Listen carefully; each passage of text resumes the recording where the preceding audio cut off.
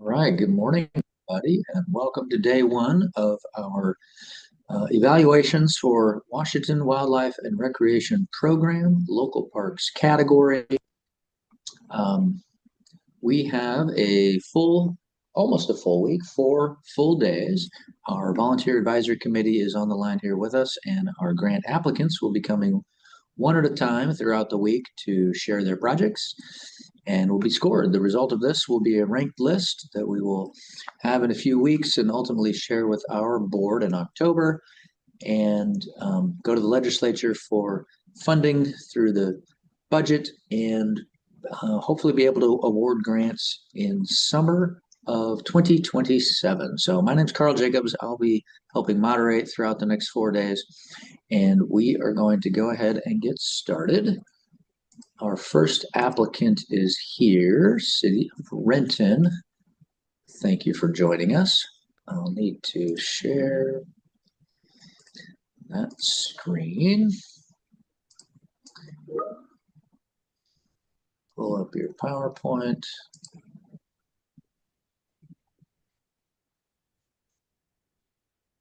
I don't know why it keeps doing that. That's why I came in. You know the trick for It's not going to work, so I'm going to show you what I did later. You can go ahead and get this one started. all right. Yeah, it loaded it in a web browser for some reason. Okay, Betsy, can you see that okay? I can see it. Okay, great. Can I That's take good. control? Yeah, let me pass you your remote control, then you can advance your own slides. The only Do you want to thing go ahead? Click on the screen and see if you can take that. Okay, let me just make sure. Okay, good. Yikes. Oh my gosh. All right, Okay, whenever you're ready, go right ahead. You have 12 minutes, and then we'll have a little time for Q&A at the end. great. Thanks, Carl. Good morning. Betsy Sievertson with Renton Parks. The project before you is the first phase of development of Cleveland Richardson Park. The entire park site is 24 acres located in South King County within Renton's Talbot planning area near the Renton and Kent border. Across Talbot Road from the park side are the Springbrook Creek headwaters, and to the north are regional use landmarks Valley Medical Center and IKEA. The existing site includes pasture land, forests, wetlands, Springbrook Creek, and remnants of an agricultural past, including a farmhouse and concrete-lined stock pond. Developing and opening this park would fill a significant gap in park access while protecting and celebrating the site's natural and cultural features. It will provide passive recreation, nature trails, gardening, environmental education opportunities, and most importantly for this grant scope, fun play spaces. This area of Renton was annexed in 2008, and like many newer annexation areas, has limited access to developed parks. In the city's 2026 Parks, Recreation, and Open Space, or PROS plan, adding parks in underserved neighborhoods was the second highest citywide resident priority. The nearest parks are the 3-acre Chestnut Ridge Park in Kent, about a mile away, and the 9-acre Teasdale Park, 3 miles away. Cleveland Richardson Park is prioritized because it will provide a larger, more inclusive play space serving a wider range of ages than Chestnut Ridge through both traditional and nature-based play opportunities. It will also offer a unique nature park experience not currently available at either of these other park sites. More than 6,700 residents in Renton and Kent live within 1 mile of the site, and here are maps of the walk shed on the left and drive shed areas on the right. The area also includes nearby transit access, high-density housing, senior living communities, and Valley Medical Center, which is Renton's second largest employer, located about a mile away. Upcoming expansion of King County Metro Route 160 into the Rapid Ride I-Line will further increase demand for park access in this area through projected transit-oriented development in the neighborhood. The project was reinforced through the PROS plan, which identified this area's high need based on park access, health and social equity indicators, and existing land use. Specific improvements tied to this grant scope are also supported through the project master plan and improved multimodal access as discussed in the city's Trails and Bicycle Master Plan. The existing site includes pastureland, forest, wetlands, Springbrook Creek, a farmhouse, a shed, and a family-built pond. This grant scope is one portion of a larger park vision centered around creating a nearby nature park. The overall design emphasizes loop trails and circulation paths that connect visitors to nature while concentrating more intensive development on the east portion of the site near Talbot Road South. The master plan includes play spaces that respond to the site's topography and natural features, gardens and orchards that reflect the site's agricultural history, habitat restoration, and a native plant propagation area. Preservation of the farmhouse as a staff caretaking building, and safe multimodal access via the main entry off Talbot Road. These are all capital elements, but their development can also help provide a framework for wonderful program ideas we heard from the community. After school nature clubs, school field trips, volunteer stewardship of forests, orchard gleaning, and more. The programming ideas we heard really emphasize the creativity and excitement of the community, and that they recognize this is a jewel of a site to both enjoy and help care for. This slide focuses on the primary improvements included within the current grant scope. Visitors would enter from Talbot Road via sidewalks and a parking area that includes area of reinforced turf to allow flexibility for overflow parking and staging areas. This is particularly useful for field trip bus parking or neighborhoods program staging for, we have regular barbecues or staging for similar events. I should note that the parking lot is intentionally large because of the width and critical area constraints of Talbot Road. There is no street parking available on Talbot. From the entry, accessible circulation paths connect visitors first to an overlook here, and then to key park amenities, including a restroom here, and downslope of this, gathering spaces and the play areas here. The play experience includes both a traditional playground, shown here, and a nature-based play area here. These spaces would include features that respond to the site's landforms and natural materials to create a unique character fitting for this site. There are certain elements within the playgrounds that the community is most excited about and will definitely be included, in particular a zip line and embankment slides, but some of the more detailed equipment selection and character of these spaces will be refined directly with the community. For example, through specific feedback on types of climbing experiences, quieter spaces, imagination elements, and color palette. Finally, moving past the play areas, a viewpoint here overlooks both active play spaces and in the opposite direction, a habitat enhancement area here. The habitat area is outside this grant scope, as is a picnic shelter here. We've completed many site assessments and received great information and input from the Cleveland Richardson family to ensure the project responds directly to site conditions. Our design team has evaluated grading and circulation to ensure that primary pathways and key amenities are all ADA accessible. The layout also responds to the site's natural topography while minimizing unnecessary disturbance. Environmental considerations have been a major focus throughout the design process, especially given the critical areas found on site.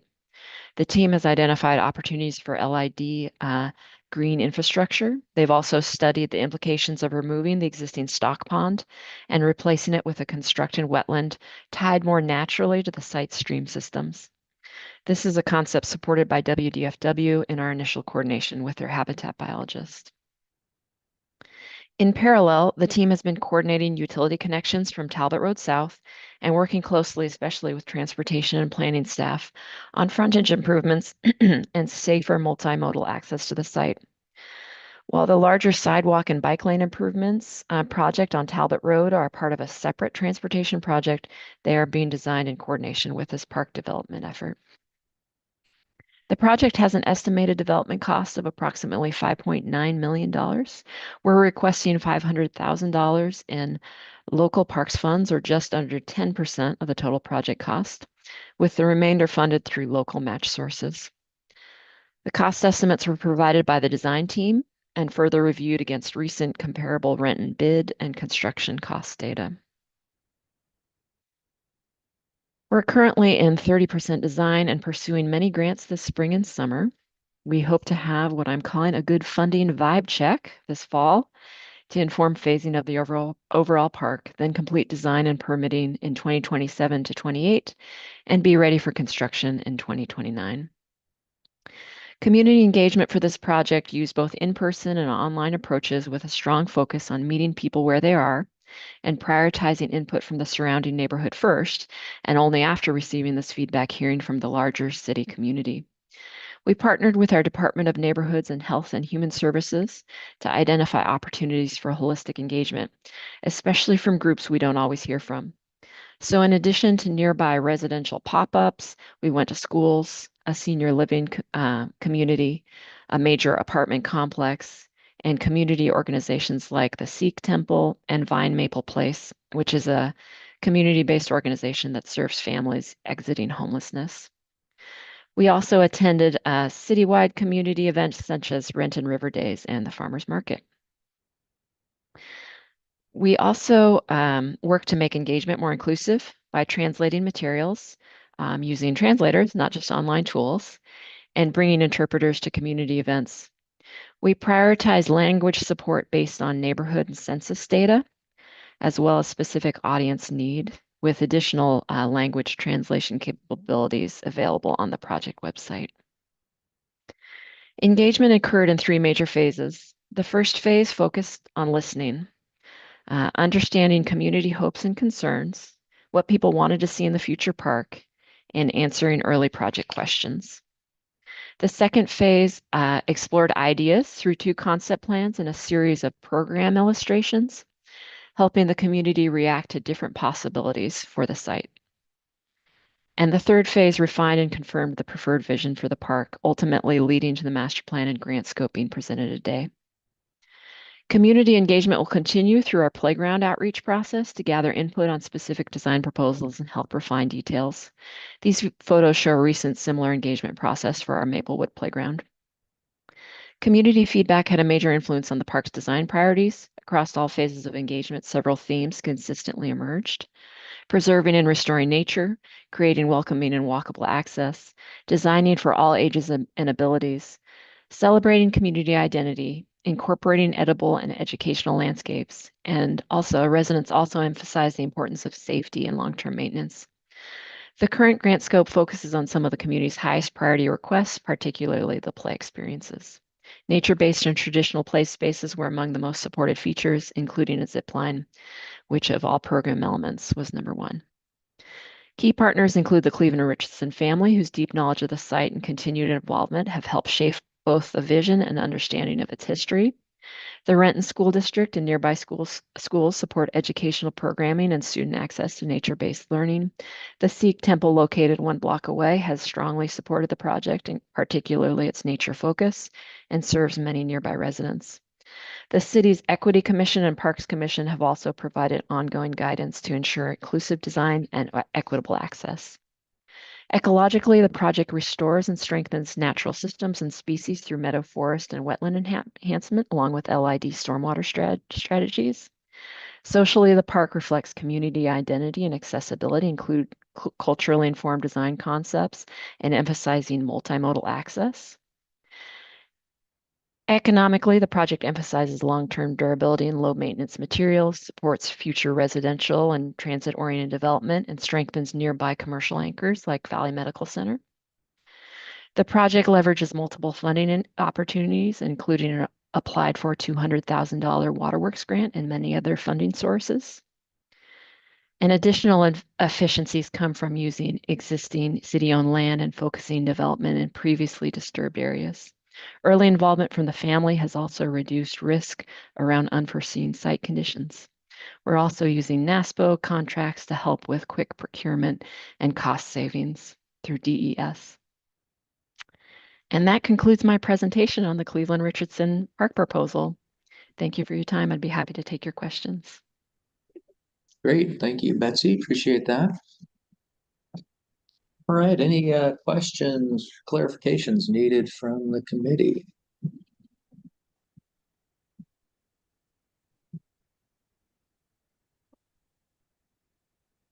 David, go ahead. Yeah, thank you. I don't have the slide number, but could you go back and talk about access by transit and sidewalks access to the park. Yes. On here. Um, Potentially, or so access by sidewalks. There's existing sidewalks off of a sort of secondary access to the south here, but through this grant phase, Talbot Road South is the main priority for adding sidewalks and bike lanes. Here you see the dash is where we're adding more bike lanes, and this doesn't show sidewalks, but an earlier slide showed missing sidewalks in front of and connecting this park property. In terms of transit access, Carr Road and to the north is the current existing transit access. And then, Carl, do I still have access? I don't. No, Oh, sorry. sorry. Would that be easier if you? It might be. Sorry. All right, no Okay, problem. let's Yeah, see if I can go go ahead. back. Just take me just a second, hopefully. Come on. Come on. Oh, there There we it go. goes. Okay, 1 second. Let me just head back here so here, this one. Oh gosh, sorry. Okay, so going, keep on, come on. Okay, I'm almost there. Oh gosh. There it is. Okay, sorry about that. So this is showing transit accesses to the north. So it's about a mile away existing. And then a little less than a mile away to the east is the current Route 160 and future rapid ride that are connected from the east.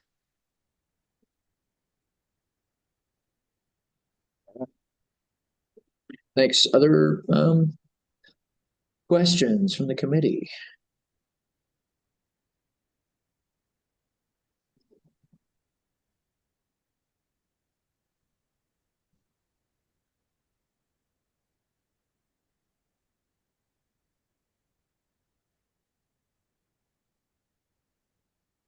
Sometimes the site plan helps just to see when you're thinking about the project.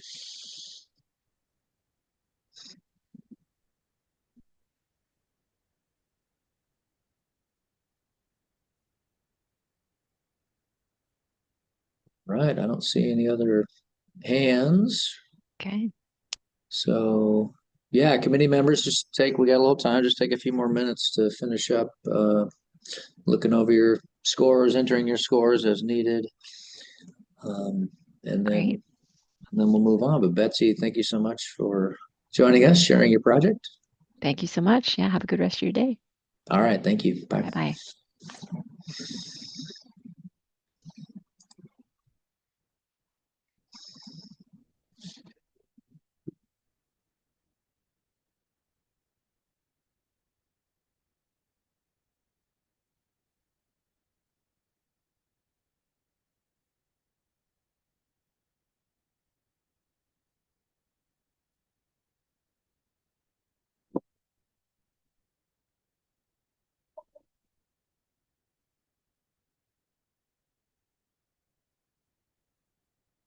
All right, folks doing all right? Need another minute?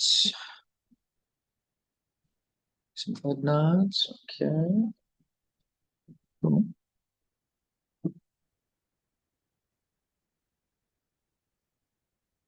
Right. Not sure why it's break. I'll try to figure out why it's. I was hoping this would like open directly in PowerPoint instead of through the browser, but that's okay. It's still working. All right, so it looks like Clarabelle is here presenting for Federal Way. Is that correct? Good morning. That's correct. Good morning. I could barely hear you. How is that better? There we go. That's better. Now you're coming through. Could everyone else hear okay? Okay. All right. Let me launch this for you.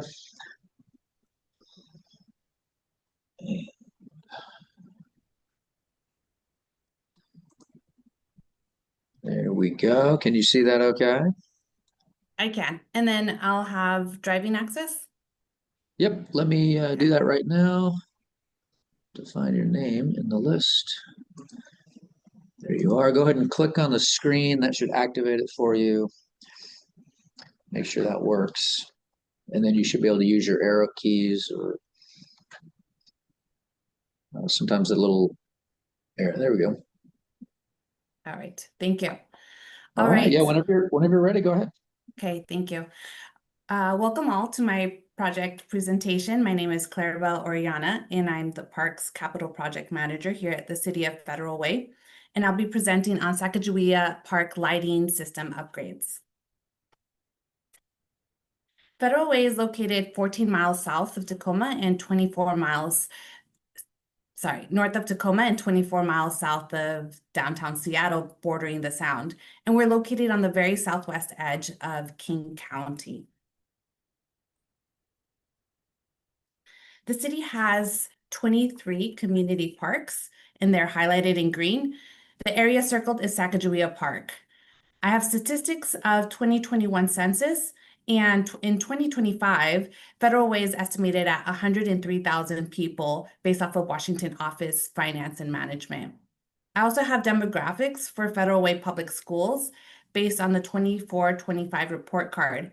And we have a very diverse community of over 123 languages spoken in our Federal Way schools as of July 2026.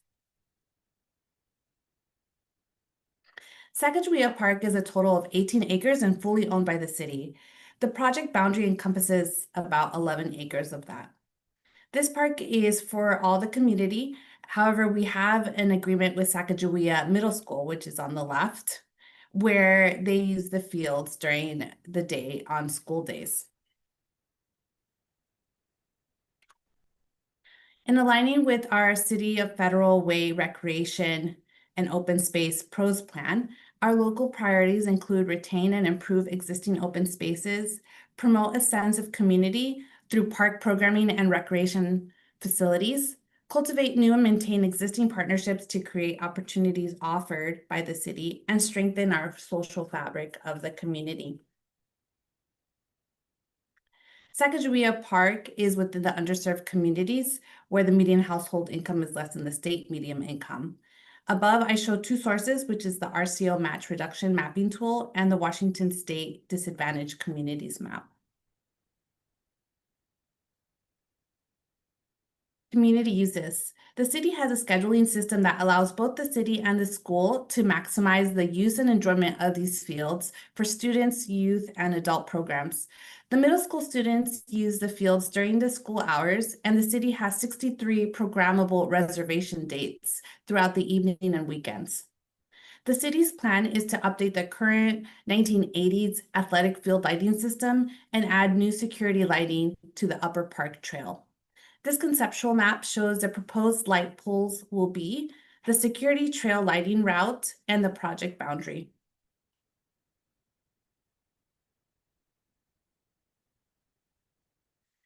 Our need, part 1, we need to remove and replace the athletic field lighting system at the baseball, softball fields, including the wooden poles. Our immediate concern is safety and availability. Manufacturers are rapidly shifting production towards LED sport lighting systems. The replacement lamps and ballasts are becoming harder to source since they're the metal halide lights. And the lead time for remaining inventory is increasing. Along with that, the wooden poles' structural integrity has been compromised. We currently address this with metal braces as shown on the photos, but best long-term solution is overall replacement. Sustainability.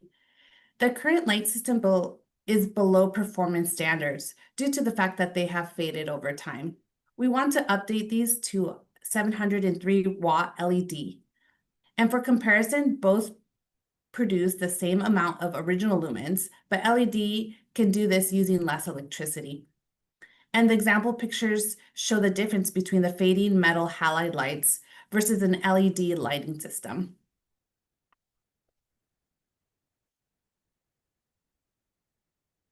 Our project scope need part 2 includes installing trail lighting at the Upper Park Trail.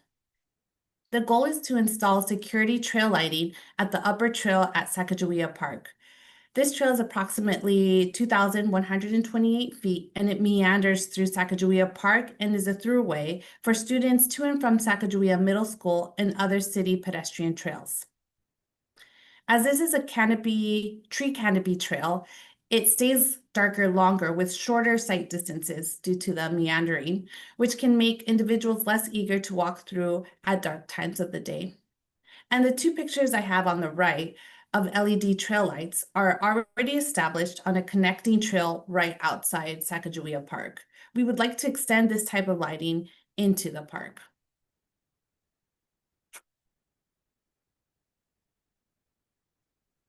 Project design fit. As these projects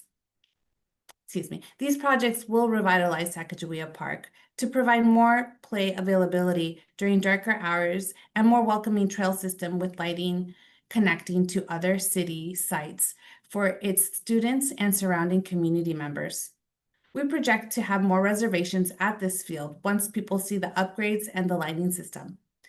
In 2025, for example, this field was reserved for about half of the available times. We have room for growth and improvement.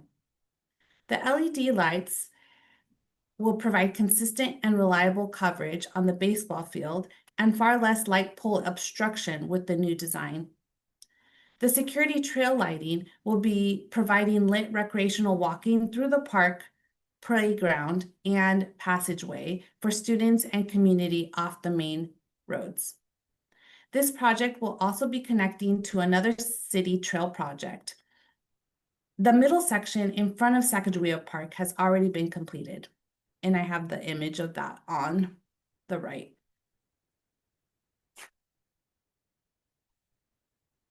Project design budget. This is the high-level contractor cost estimate based on current conditions with inflation in mind. The lighting equipment is about $250,000, labor is about $540,000, and this includes field investigations for conduit work, pole foundation designs, delivery of materials, installation of the poles, lighting fixtures, controllers, main control box disposal, and initial programming and training. The trail lighting is an additional $90,000. Sacagawea Park is within the 10% match criteria, and as our match, we plan to provide most of the labor for the security trail lighting, landscaping, rehabilitation work through our volunteer groups, and the use of city equipment where possible. Our volunteer groups include We Love Our City, Northwest Youth Corps, and others. The city will also be funding, including funding to complete the work.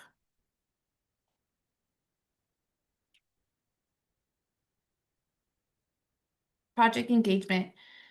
The city has gathered input through the city's Help Grow Our Parks website. The survey has been handed out to various community groups and published in 4 languages: English, Spanish, Korean, and Russian. Some of the feedback we have received specifically on Sacagawea Park is that the lighting is noticeably dim and inconsistent.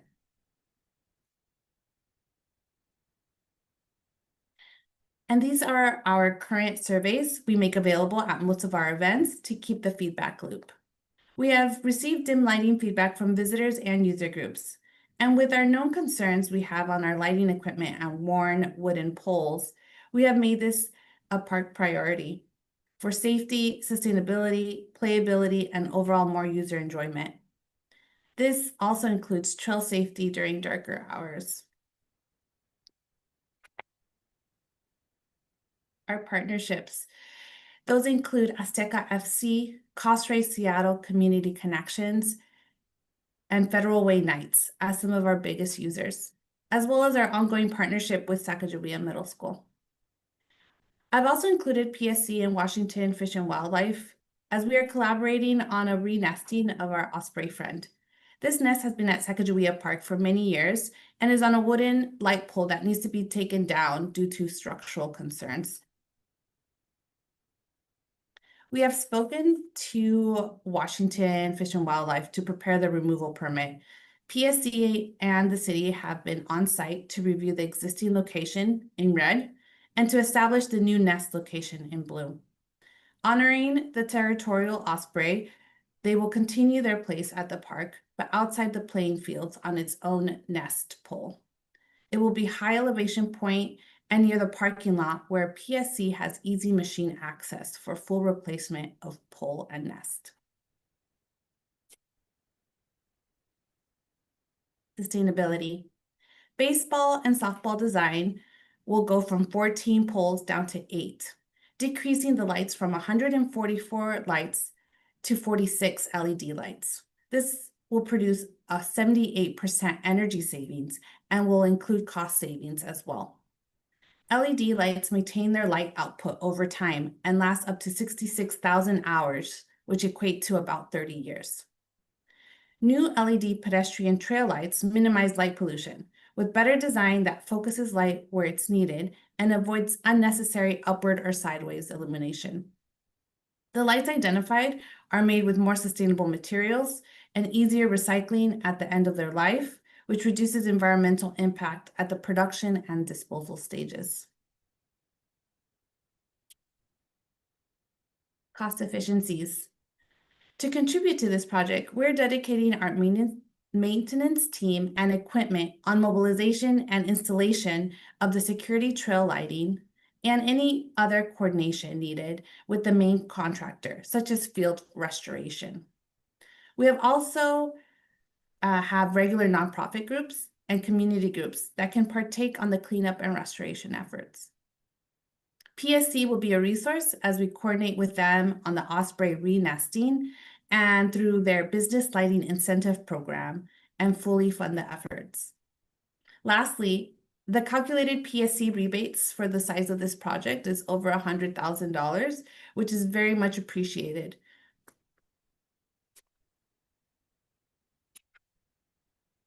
And this concludes my presentation. Thank you, RCO, and I'm open to questions. Great, thank you, Clarabelle. Appreciate that. All right, questions or clarifications needed on this project?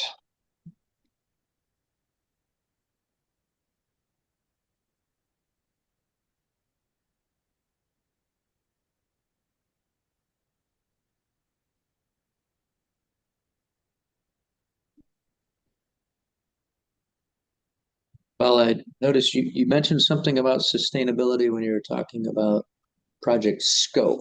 I'm not sure, which is fine. I just didn't know if other folks caught that as well. It's not.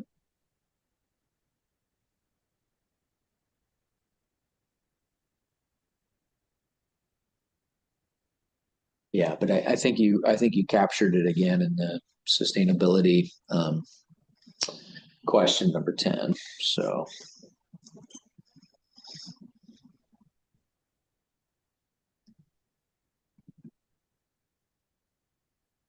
yeah, there it is. Yeah. So you told us a little bit about it in the scope, and then yeah, pretty significant energy reduction.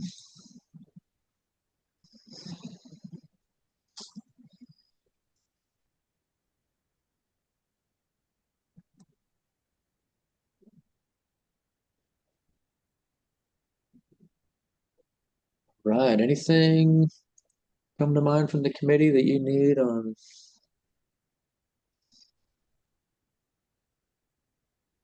this project?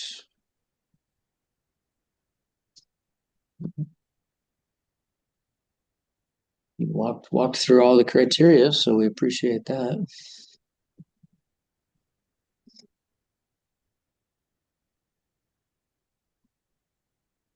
All right, last call. While we have Clarabelle here to answer a question. Okay. Well, why don't committee members, why don't you just take a few minutes, finish up your scoring, look back over, make sure you've captured everything you need. And Clarabelle, thank you so much for joining us. Appreciate it, and have a great day. Thank you. Mhm.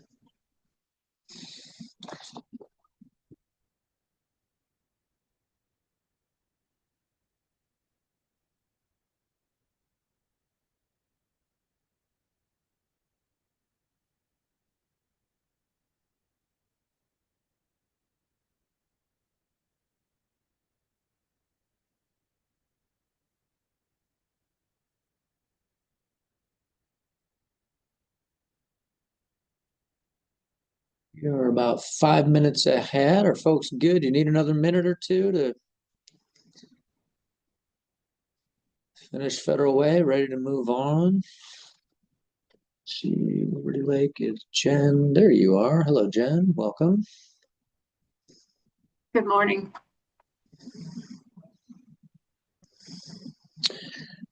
All right, well, I'll pull this up while committee members, you can advance to this project in your system.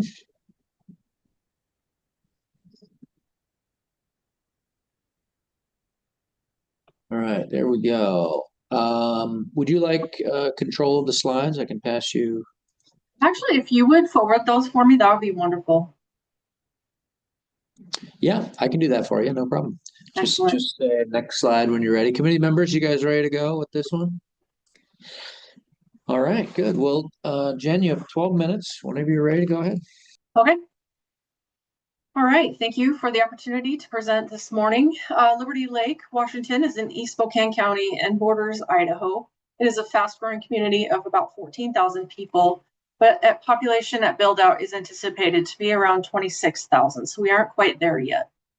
The City of Liberty Lake owns and or co-maintains 10 park areas, including 3 community parks, Orchard, Pavilion, and Rocky Hill. Pavilion Park is centrally located, next slide, please. You can go ahead and go to the next slide. Pavilion Park is a centrally located premier community park. There are 2 elementary schools within walking distance. The project seeks to replace the playground set at Pavilion Park with an enhanced play space that is inclusive of all ages and abilities. Next slide, please. Pavilion Park has long served as a central gathering place for the Liberty Lake community, supporting recreation, events, and tourism. The park reflects a strong community identity, having been shaped by local residents and partners who helped establish it as a key recreation hub. Pavilion Park remains a cornerstone of Liberty Lake, providing an essential link between the community's history, outdoor recreation, and cultural heritage. Next slide, please. Pavilion Park's 30-year-old playground is deteriorating, rated condition 2 from our PROS plan, and presents increasing safety and liability concerns, including cracked equipment, worn surfacing, and tripping hazards. As Liberty Lake's most heavily used community park, the playground no longer meets the needs of a rapidly growing population. It lacks inclusive features, shade, and amenities for younger children, creating significant equity and access gaps for families. As one of only 3 community parks and a key service area for the 2 nearby schools, replacing the outdated structure is essential to ensure safe, equitable, and age-appropriate recreation for the community. Next slide, please. The existing play structure is not inclusive because it is quite old and lacks universally accessible features. Playground only serves 5 to 12. It doesn't have any offerings for 2 to 5, leaving younger children without appropriate play options. There is no shade or additional amenities beyond the splash pad, reducing usability for families. The community survey shows strong use and demand. 89% of those surveyed visited the park in the past year, and 53% used the playground, indicating unmet access needs. 26% of survey respondents identified Pavilion Park as their closest park, highlighting the importance of equitable access in the service area. Next slide, please. Liberty Lake has only 3 community parks, creating limited play amenities. There is no fully inclusive playground anywhere in the city, showing a clear access and equity gap for residents with disabilities. The playground area around Pavilion Park has no swing sets, which the community has asked for years. The city's level of service analysis identifies a deficit in playgrounds for ages 5 to 12, which Pavilion Park is expected to help address. Pavilion Park sits in a high demand area, and with the 2 schools nearby, it increases the importance of providing adequate and accessible play facilities.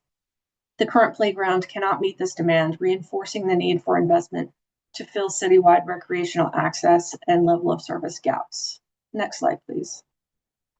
The playground is frequently overcrowded and existing facilities cannot meet current user demand. There are insufficient play amenities for the number of children using the park, showing that the playground's capacity is inadequate for community needs. Rapid ongoing population growth means the community has outgrown the current playground, reinforcing the need for expanded facilities that match current and projected demand.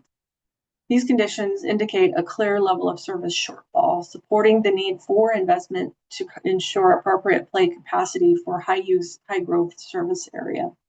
Next slide, please. Community feedback received through the 2025-2026 Parks Plan process identified a clear desire for playground upgrades, including swings, shade, and additional amenities. Residents expressed a strong need for play equipment that serves all ages, reinforcing documented gaps at the current park facility. Pavilion Park improvements were ranked as a high community priority and are already included in the city's 6-year and 20-year capital improvement plans, showing commitment from city administration to prioritize these projects. Public engagement results verify that the community expects enhanced, inclusive, and age-diverse play opportunities at this park, further supporting the need for investment. Next slide, please. The project goal directly responds to documented community need by aiming to create a central gathering space that supports accessibility, inclusivity, and safety for all. Upgrading the playground to be inclusive for all ages and abilities addresses identified access deficits and equity gaps in the existing park. Increasing the range of play amenities helps meet rising demand driven by rapid population growth and high park visitation levels. The proposed improvements align with the city's vision and planning documents, reinforcing the need for an updated, multi-age, inclusive community play space in a high-priority service area. Next slide, please. Proposed improvements directly respond to documented safety and condition deficiencies by replacing the aging, deteriorated equipment with new modern structures.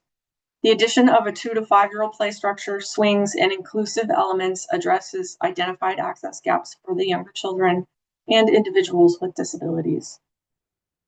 Design features, including an inclusive merry-go-round and other universally accessible components, fill the citywide gap of having no fully inclusive playground, meeting a major equity need. Installing shade structures addresses community-identified priorities and increases usability in a high-demand park with heavy year-round visitation. Replacing play chips with rubber surfacing improves safety, accessibility, and long-term maintenance efficiency. Collectively, these improvements expand play capacity, improve equitable access, and ensure the playground meets the needs of a rapidly growing population. Next slide, please. The proposed design directly addresses current accessibility and inclusivity gaps, ensuring the new playground is usable by children and families of all ages. New features reduce safety and maintenance concerns, responding to documented issues like the worn surfacing and the deteriorating equipment. The design is community-driven, demonstrating strong alignment with public input that we collected through park planning and engagement efforts. The new play features would serve the 2 to 12-year-old gap, filling that current need where the existing playground currently only serves 5 to 12-year-olds. Incorporating a historic Pavilion Park theme strengthens cultural relevance and supports the community identity, directly tying the project to local heritage. Next slide, please. The project budget reflects the full replacement and modernization necessary to address extensive deterioration and safety issues in the current playground. Significant investment in play equipment and accessible surfacing directly responds to the community's desire for inclusive, multi-age play options and improved safety and accessibility. Costs allocated for site prep, drainage, irrigation, and landscaping ensure the project addresses long-standing maintenance challenges and improves overall site functionality. Funding for lighting, wayfinding, and site furnishings supports community-identified priorities for comfort, usability, and safety in this high-use park. Next slide, please. This project demonstrates strong community engagement, including youth participation from neighboring schools and in-person pop-up events held directly at Pavilion Park, among others. Engagement activities verify that the project responds to documented community needs rather than staff-driven priorities. Visual evidence of community engagement efforts shows meaningful interaction with residents. On-site outreach ensured participation from families and frequent park users, strengthening the connection between identified needs and the proposed improvements. Next slide, please. Community comments show Pavilion Park as a centerpiece of Liberty Lake, reinforcing the importance of addressing deficiencies in a high-value, high-use, and well-loved park. Feedback highlights dissatisfaction with the current playground. Examples are it's pretty terrible. There's a lack of shade, limited features, providing direct evidence of unmet community need. Residents expressed a clear desire for larger play structures, better play features, and improved amenities, validating the proposed upgrades. Engagement boards showing preferred play styles and updated priorities confirmed strong public demand for the enhanced, the inclusive, and diverse play options. Next slide. This project has received strong community and organizational support, evidenced by 6 letters of support submitted for the grant application. The Liberty Lake Kiwanis has generously offered a donation of $15,000 to help fund the playground as of last week. Multiple community partners participated throughout the park's master plan process, demonstrating broad stakeholder involvement in shaping the project priorities. The presence of established partnerships strengthens the project's justification by showing it is locally supported, collaboratively developed, and responsive to community priorities. Next slide, please. The project uses an existing developed site, minimizing new ground disturbance and emphasizing environmentally responsible park development. Added shade features and new trees support heat mitigation, urban canopy goals, carbon sequestration, and stormwater retention, directly addressing climatic and environmental needs in a high-use park. Social sustainability needs are addressed through improved physical activity opportunities, mental health benefits, increased walkability, given the park's location near trails and multi-use paths. Reuse of existing site features and avoidance of new land acquisition reflect cost-effective and resource-efficient stewardship. Next slide, please. The project maximizes cost efficiency by using an existing park site, eliminating the need for land acquisition. The city has already committed matching funds, demonstrating financial readiness and strong local support. City Council unanimously supported this project ahead of a budget season in the amount of $1 million during its July City Council workshop on the topic. This grant opportunity would allow the City of Liberty Lake to continue providing clean, safe, and healthy playgrounds with access for all. And the next slide, are there any questions? Great, thank you, Jen. Appreciate that. Right, anything from the committee? Questions, clarifications needed? Ann, go ahead. How was your budget? How did you get to your budget numbers? If you said that, I missed it. It matches what what we heard from the community, what they want to see in the playground. That's where the budget is derived from. And so council has committed to $1 million project, which by our all means we can provide the amenities that we heard from the community. So the budget, I guess, where did you come up with your numbers is what I'm asking. Did you have an in-house engineer? How did you come up with those numbers? We used a vendor, a contractor, SCJ Okay. Alliance. Yeah, they helped us with that. And then my other question is, you had mentioned you had I think it was $15,000 donation from the Kiwanis. 15,000, yes. Okay, thank you. Mhm.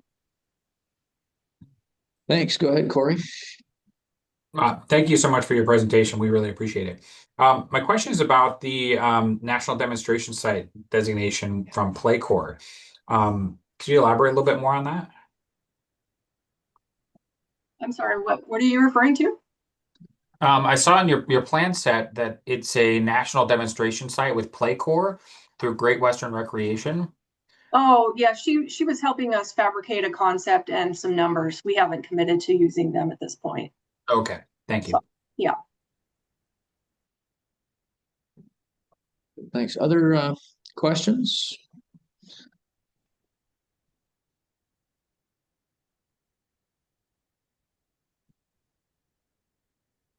I know, Ann, you asked about that donation, but you said that just came in like a week ago?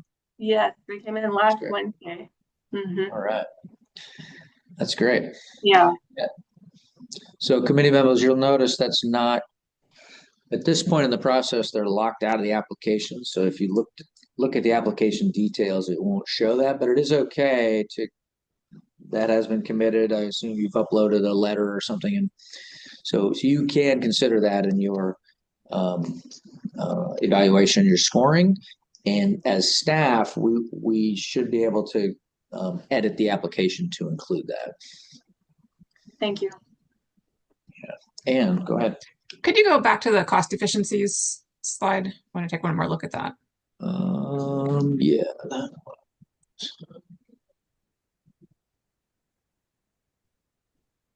So this would now include that. What was it, 15,000 or something? Donation? Correct. Yeah.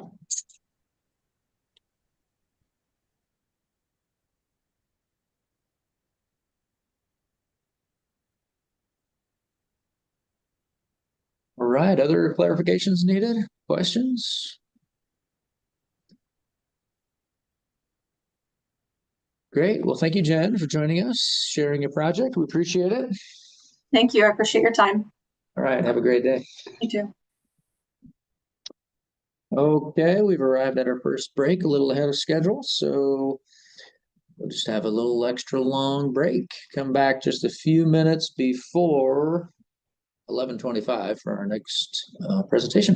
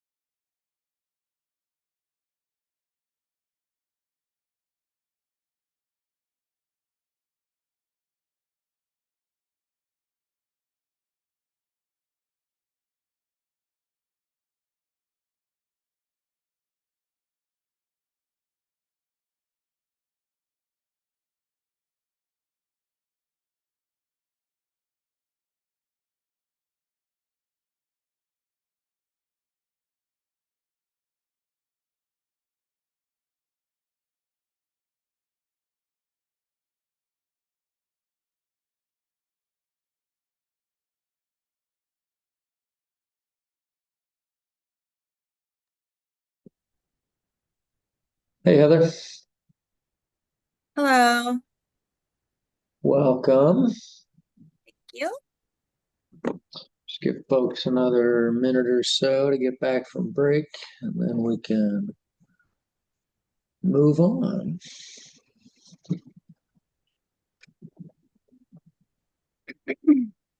Hopefully you're staying safe over there in the Spokane area. Oh yeah. I'm fortunate that I live in South Spokane, so I wasn't affected personally by the fires, but I do know a lot of folks who were, unfortunately. Yeah, that was pretty devastating. Yeah. All right, let me launch your PowerPoint.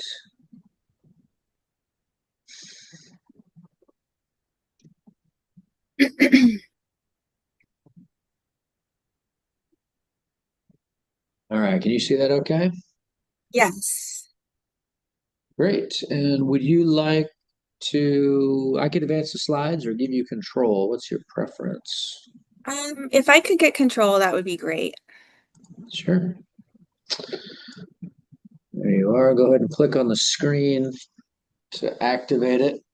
Make sure that works. Let's see. Click on the screen, you say. Let me try it again. Okay, there it goes. Oh, there it goes. Okay. Can you see the cursor? Go ahead and try to see if you can take that out. When you click on it, there it goes. And then you can Okay. usually use your arrow keys as well on your keyboard if Yes. I think that's what I'll use. So, all right. Well, go right ahead. You have 12 minutes. okay, thank you. Hello, I'm Heather Smith with the City of Spokane Parks and Recreation Division here to present the Minnehaha Community Park development. The project goal is to renovate approximately 10 acres of an existing community park located in the city's highest social and environmental park equity priority zone.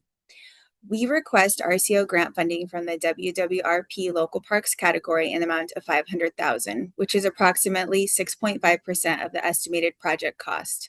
Additional grant funds are being requested through the YAF program for additional programming, but the YAF grant is not providing any match for the WWRP. The project is located within the city of Spokane, the second most populous city in Washington state. At the time of the 2020 census, Spokane's population was approximately 229,000. Minnehaha Park is located in District 1 in Northeast Spokane within the Minnehaha neighborhood. This is an enlargement of the park within the Minnehaha neighborhood. Notice Minnehaha Park is the only park within this neighborhood. Here is an aerial image of Minnehaha Park. The new north-south corridor and at-grade freeway extends through the Minnehaha neighborhood. Minnehaha Park is the only community park east of the developing freeway, leaving residents with limited access to developed park spaces. As the freeway has been built, neighbors' access to existing developed parks west of the neighborhood has been significantly reduced. This image shows the separation of the Minnehaha neighborhood by the north-south corridor. This is a major new barrier and is part of the reason why investment in parks within the neighborhood is desperately needed. The Spokane River borders the southern portion of the Minnehaha neighborhood. In addition to the freeway to the neighborhood's west and river to its south, there is some incredible public natural land to the north and east known as Beacon Hill. So let's talk need for this project. Trust for Public Land shows one developed neighborhood park and an elementary school within a 10-minute walking distance from Minnehaha Park. Minnehaha Park serves a population of 2,558. The park's current condition, along with the existence of a small neighborhood park and elementary school, is not sufficient to meet the needs for developed parklands in this neighborhood. Wild Horse Park is 3 acres, has a small playground, some walking paths, and open lawn. While it provides a space for families to get outside, it does not provide the kind of amenities for public use that Minnehaha provides. It is simply too small. Cooper Elementary includes a multi-use grass field, sport courts, and play areas, though the playground is often locked and not available for the public to use. As is the case with many public schools, it provides some needed access to the community, but does not provide the full unrestricted use the community desires. In 2022, Spokane Parks worked with the community to draft a new system-wide master plan and to understand the need and community's desires for improvements. Two themes came up repeatedly: the need for repair, improvement, and better maintenance of existing parks like Minnehaha, and the enhancement addition of parks to serve neighborhoods without walkable park access. The community also expressed strong desire to invest in community parks within District 1 with specific investment in Minnehaha Park. The city park plan has identified Minnehaha Park as a priority Tier 1 improvement requiring major park renovations. Minnehaha Park is a historically neglected and under-resourced park. The plan assessed criteria like this map of the historic redlining of the Minnehaha neighborhood, identifying this neighborhood as hazardous. It also assessed overall cultural, social, and environmental inequalities, which culminated in the creation of this social and environmental equity zone map. Together, this data identifies the Minnehaha neighborhood as the highest equity priority area within the city of Spokane. This is due to high non-English speaking population, significant environmental pollution, extreme environmental health disparity, and lack of access to gyms, club sports, and activities generally leveraged by higher income populations. And lastly, it assessed the physical condition of park facilities on a scale of 1 to 5, 1 being good condition and 5 being out of service. Minnehaha Park is ranked as a 4.2, near failure and requiring major facility repair to restore functionality. Parks use the pictured matrix to assess all the previously mentioned needs and prioritize investment to best meet community park desires. Minnehaha Park improvement was identified as a first-tier community priority during this process. Now for the park itself. Minnehaha Park is approximately 38-acre facility. The proposed project would redevelop approximately 10 acres in the area shown outlined in red above.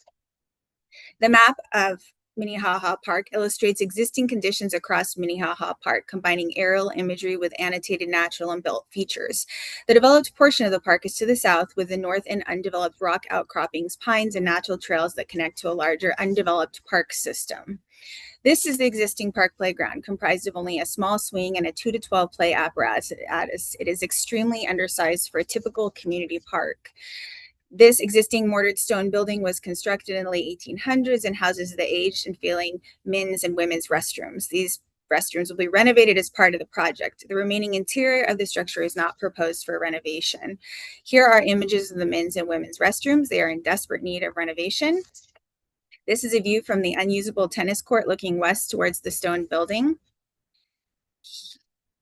Here is an existing baseball diamond and backstop located in the southwest corner of the park along Euclid Avenue. You can see the skinned infield is not well used. This is an existing asphalt path that provides access from the east-west through the park and connects to unpaved trails which take visitors through undeveloped park areas and up to a parking lot to the north. Along the north side of the park's developed area, soft surface trails are used by mountain bikers to access Beacon Hill, the natural parkland located to the east of Minnehaha Park. The project proposes to develop approximately 10 acres of the 38-acre Minnehaha property, including a new large community playground, splash pad, restroom renovations, new sport courts, picnic shelter, parking lot, walking paths, multi-use play lawn, and landscape. The preferred concept connects individual site amenities with a primary circulation path to maximize the relationship between site features. The preferred concept addresses the needs that have been identified during the planning process, including better playgrounds, restrooms, enhanced trails and trailheads, sport courts, and walking paths. This image offers a bird's eye view of the park, allowing you to visualize how the site is tied together by pedestrian pathways and a new parking area, which will provide increased access to the site. In this image, we see the existing stone building with renovated restrooms, a large community playground, splash pad, paved pathways, and seating areas with shade structures. This is a view of the playground and splash pad looking west from the historic stone building.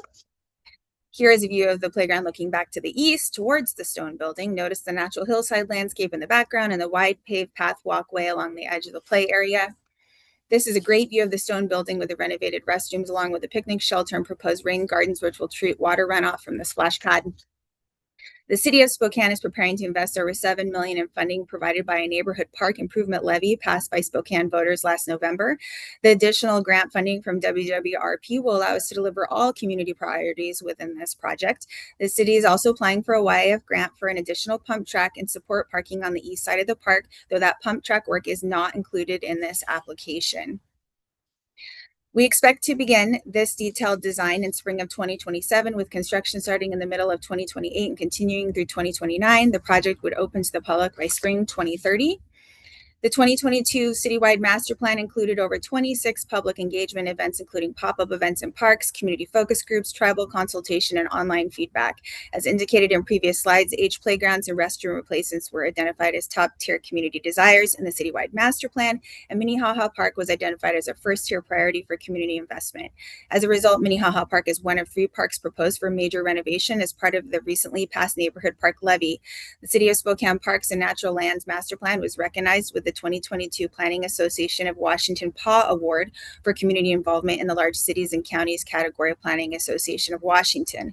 The award was presented to the City of Spokane Parks and Recreation in association with Design Workshop for their comprehensive community-driven planning process.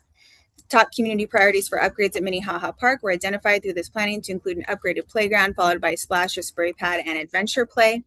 Partnerships have been key for the Spokane Parks Department of late. In 2025, Spokane Parks Department and Spokane Public Works partnered to pass both 2 ballot measures to fund local parks and school improvements. The Spokane Parks levy is a $240 million 20-year initiative approved by voters in November 2025 to improve neighborhood parks across the city of Spokane. The levy provides the matching funds for the Minnehaha Park renovation and hires additional staff to maintain improvements.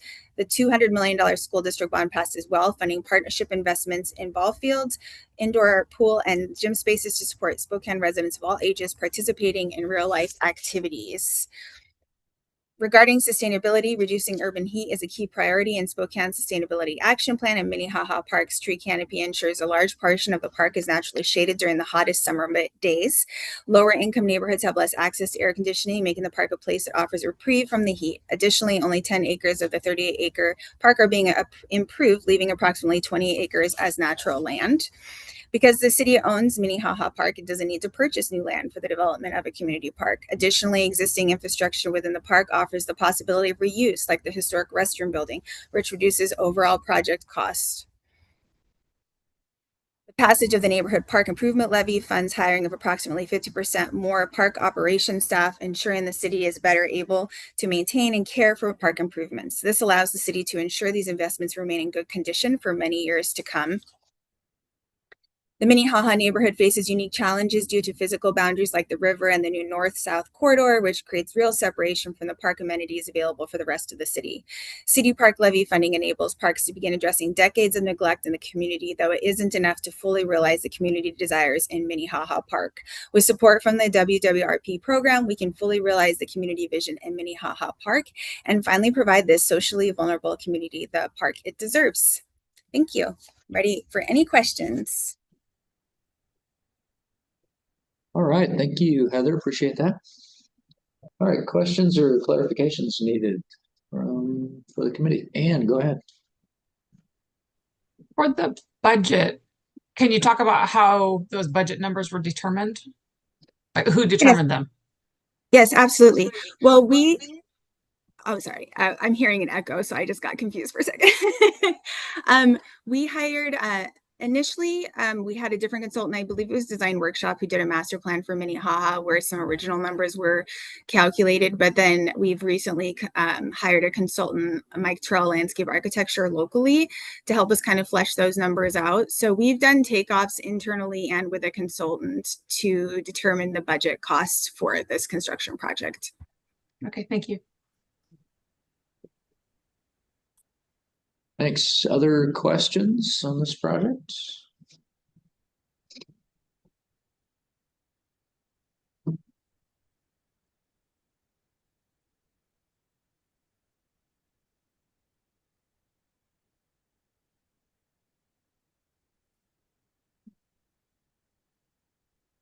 All right, seeing none. Must have answered all the criteria, so appreciate that.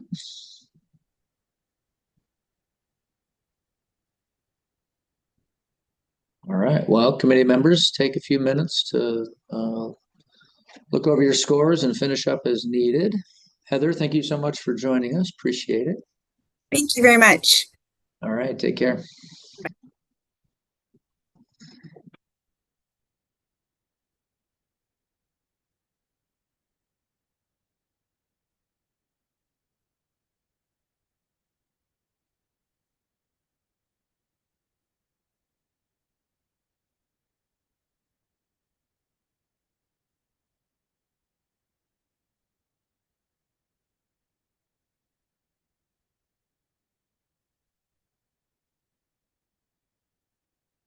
Guys ready to move on? You want another minute?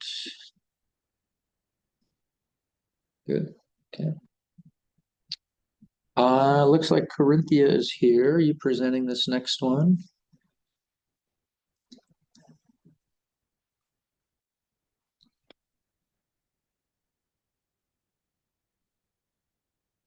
Hello, let me get my video started. Hello, there you are. Welcome. We're heading back to the west side of the state, down to Washougal. Hello. Howdy. And Russell, hello. Grants manager for the Southwest and state parks too, but we're not doing state parks today. All right. Here we go. Can you see that okay, Corinthia? Yes. Excellent. And I could advance slides or give you control. What is your preference? If you could advance slides. Sure. Just say next, whenever you're ready, and yeah, go right ahead. Good morning. I am Corinthia Barnhart, Parks and Cemetery Manager for Washougal. Schmidt Family Park is a 17.8-acre city-owned riverfront park that people already use, but access from 32nd Street is informal and excludes many users and spreads impacts along the bank. We request $458,000 for this project to create an accessible nature-based recreation experience. A 650-foot route, river overlook, managed shoreline point, and restoration. Next slide, please. Washougal is in southeast Clark County, where the Washougal River meets the Columbia within the urban growth area. Next slide. The 17.8-acre city property enters at 1407 32nd Street, then descends to a floodplain and riparian riverfront. Next slide. Washougal has park and natural land, but Schmidt fills a different service gap: access to nature-based recreation at the city-owned riverfront. Hathaway is an established community park west of Schmidt. Schmidt enters from 32nd Street east of downtown near neighborhoods and schools and is planned for walking and rolling, wildlife and river viewing, passive gathering, and managed shoreline contact. Nearby natural areas are regional or habitat focused. None makes Schmidt's riverfront accessible. A future Hathaway connection is a long-term goal. Next slide. The site has an entry, gravel access area, an open terrace, and open upper terrace, but reaching the lower park depends on informal, uneven ground with no continuous stable surface, dependable width, or designed grade, which limits accessibility. This project reuses the existing entry and access area. It adds no new parking or restrooms. It builds the missing recreation link to the overlook and lower riverfront. Next slide. Recreation is already happening. Visitors walk informal paths through Blackberry and use multiple entries to reach the river. Bank erosion is visible, demand fluctuates with weather, season, and river level, but use is occurring now. Rough routes exclude many visitors and spread impact. One route, one overlook, and one managed shoreline point replace scattered use with a clear pattern for walking, nature viewing, and shoreline recreation. Next slide. The priority is current and documented. In the 2025 survey provided to the community during our master planning process, 451 respondents prioritized trails at 81%, river access 74%, shaded seating at 64%, wildlife viewing, and native restoration. Recreation and stewardship outcomes combined in this project. The project implements adopted 2021 PROS goal Proposed goals for river recreation, access where conditions permit, viewing and habitat protection. The current 2026 PROS draft lists Schmidt as priority 1 for implementation within 1 to 6 years, and council adopted the preferred concept January 12th this year. Next slide, please. The master plan's long-term vision is a complete 17.8 acre community park, nature play and gathering upland, nature-based trails, river viewing, managed shoreline access, and habitat restoration below. Phase 1 builds the foundation, not the entire plan, with accessible circulation, passive recreation, 1 managed shoreline point, and restoration. Future lawn play, restroom, and loop trails are again a part of the future master plan, but this first phase, but entire project is coherent in itself, not a reduced master plan. Next slide, please. Across approximately 1.5 acres, project funding would provide a 650-foot crushed rock route at least 5 feet wide, 1 approximately 600 square foot overlook with seating, 1 managed natural shoreline point, 3 interpretive signs and 1 entrance sign, furnishings, native landscaping, and about 150 feet of shoreline protection. Design, permitting, and cultural review are included.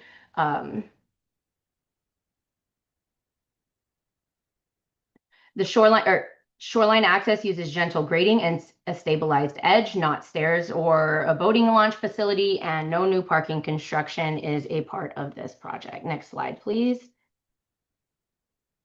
The result is a complete, the result is a complete local parks recreation experience, walking or rolling toward the river and wildlife viewing from an accessible overlook, passive gathering, rest and waiting, or low impact shoreline contact when, the route and overlook are the accessible destinations. The shoreline point supports the park. The shoreline point supports this park and is part of the project. Next slide, please. So we're looking at the 650-foot spine from the existing entry to the overlook area, and other lines show master plan context. In the future, those, but mode routes are part of this project. The route opens nature-based recreation to more users and redirects use for informal paths. The overlook is the accessible riverfront destination for viewing. Final grades and the shoreline interface will be confirmed during design under applicable accessibility standards, and eventually the mode routes in the lowland will become more developed paths for future phases. Next slide, please. Restraint is the site fit strategy. The lower terrace is floodplain and riparian habitat. River levels change, erosion is visible, and cultural sensitivity requires avoidance. The design therefore uses a crushed rock route, low profile overlook, native planting, targeted bank protection, and 1 natural access point instead of heavy shoreline structures. The work favors disturbed areas, shoreline, floodplain, environmental, hydraulic, and cultural reviews are budgeted for this project before construction. And these images show the design intent, not the final design in its built out form. Next slide, please. Total cost is $1,065,000, $915,000 for development, $150,000 for architecture and engineering. The estimate uses site quantities, comparable bids, and current regional costs. It includes $80,000 for permits and $50,000 for cultural resources, plus final engineering, bidding, and construction services. With the 2027 award, design and permitting occur in 2027 and 2028. Construction follows through 2030 in the park, presumably through 2030 opening. Next slide, please. Engagement used multiple entry points. The 451 response survey, 2 open houses, pop-ups at community events, flyers, the website, project page, social media, public board and council meetings, and stakeholder coordination. Those methods combined broad access, face-to-face discussion, and a public decision record, and were structured around city departments, schools, adjacent owners, and interest groups. Affected tribes have been and will be consulted through this process and the cultural resource review through final design and permitting. Next slide, please. Input determined both what this project includes and, of course, what awaits in the future. But this project trails at 81%, as is relevant to this project, which became the 650-foot route. River access and wildlife viewing became two distinctive experiences, the overlook and managed natural shoreline point. Natural character priorities became concentrated access, native planting, and recovery of informal routes. Covered picnic areas ranked highly, but remain in the future in other parts of this project, or excuse me, in future project. This is community demand filtered through site conditions. Next slide, please. So Washougal leads delivery and stewardship among other support for this project. RCO contributed through WWRP local parks towards acquiring Schmid alongside Clark County Conservation Futures, securing 17.8 acres for recreation, public access, and conservation. The county now supports low impact recreation consistent with those values. The Port of Camas Washougal connects Schmid to the regional river recreation network. Community stakeholders shape the plan, and affected tribes will continue to be consulted throughout final design and review. Next slide, please. Sustainability here means balancing recreation benefits and impacts on the landscape and community. Ecologically, concentrated access, 150 feet of bank protection and native planting, reduce trampling and erosion. Socially, the no-fee route, overlook, and interpretation support walking and rolling, nature viewing, education, and connection across ages and abilities. Economically, with this limited footprint, durable flood-appropriate materials, the lighting and reused access reduce operating burden. City parks will maintain the route, amenities, plantings, and shoreline conditions. Next slide, please. The funding plan combines a $458,000 WWRP request, a $500,000 companion ALEO request, and $107,000 already committed out of city funds. Cost efficiency comes from resources already in place, city-owned land, the 32nd Street entry and gravel access area, and one coordinated design, permitting, bidding, and mobilization process. The Focus 1.5 acre project avoids acquisition and new parking construction while delivering a complete recreation experience. Next slide, please. Schmid Development Project turns city-owned riverfront land into an accessible nature-based park experience, walking and rolling, river and wildlife viewing, passive gathering, managed shoreline recreation and restoration. It gives residents a sustainable pattern of use for the riverfront for passive water recreation. Washougal respectfully requests this funding from WWRP local parks and thanks you for your time. Great, thank you, Corinthia. Appreciate that. Thank you. Are there any questions or clarifications needed from the committee?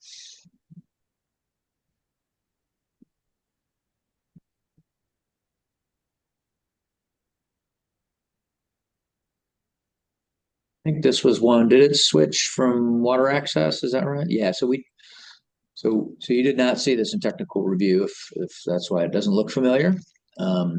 We determined it was not quite eligible in water access, so this would be a fit. But it is fine to still match with ALEA, which Corinthia mentioned. David, go ahead. Well, my question's tied to that. So the part of the project has a ALEA grant application pending too. What happens to this project if the ALEA grant doesn't get funded? Then this project will have to seek other funding opportunities and in the future and other routes. Yeah, we in that event, if they won one of the grants and not the other, we would reach out to the city and say, well, we have one grant for you. Can you come up with the other funding through some other source? And if they can, great. If not, then often they'd have to turn down the grant and the money would go to someone else. Because in this case, it'd be a significant chunk of money. It'd be hard to downscope something. We can be sometimes a little flexible with some scope adjustments, but yeah, so hopefully the city could come up with some other source to sort of backfill if one of the grants doesn't come through.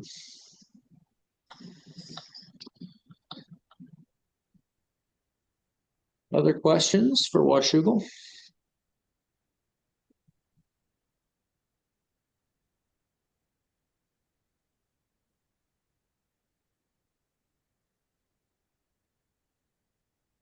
right.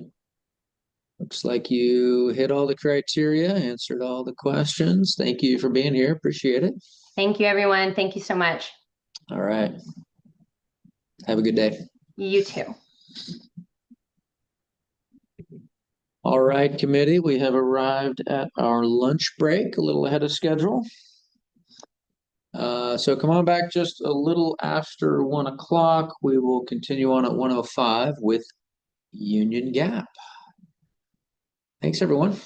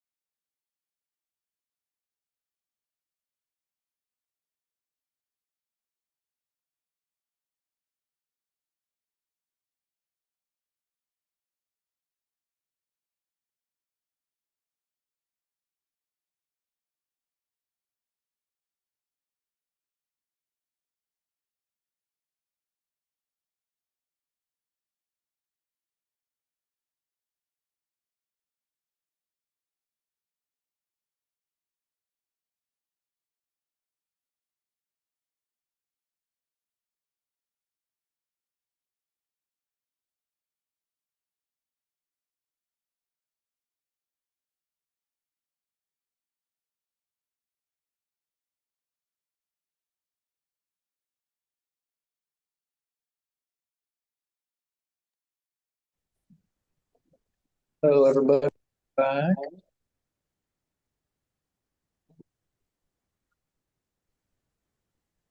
Looks like Jason is here from Union Gap. Hello. Video's not going to work all of a sudden. No worries, that happens. And Marla, hello, Marla. Hello, Carl. All right, sounds like you can hear me okay, so that's good. Let me get this pulled up for you. And I could advance slides or give you control. What would you prefer? I can take control. Okay. Be great. All right, let me get it started. And then I will find you on my list. There you are. All right, click on the screen and see if that works for you now. Yeah. Great. Well, whenever you're ready, you have 12 minutes and you can go right ahead. Perfect. Jason, do you want to start us off? Yeah, thanks everybody.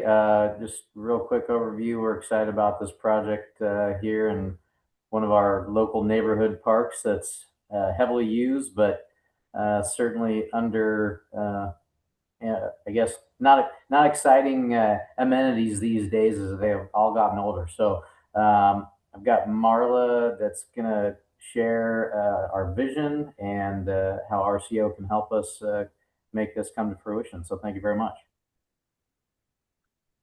Thanks, Jason. Just to get everyone oriented, Union Gap is located in central Washington, as shown on the statewide map to the left. And within Union Gap, Loudon Park is located near downtown, just west of I-82, which can be seen on the map to the right. And as Jason said, it's a neighborhood park surrounded mostly by residential development, and it serves the surrounding community. So starting off with the need, one of the overall goals for the project was to improve and expand the court recreational opportunities within Union Gap. So first we looked at what's currently available throughout the community. So Union Gap currently has 4 existing parks. We have Cahalan Park to the north, Atanum to the west, Fulbright to the south, and then Loudon Park is in the southeastern part of the city.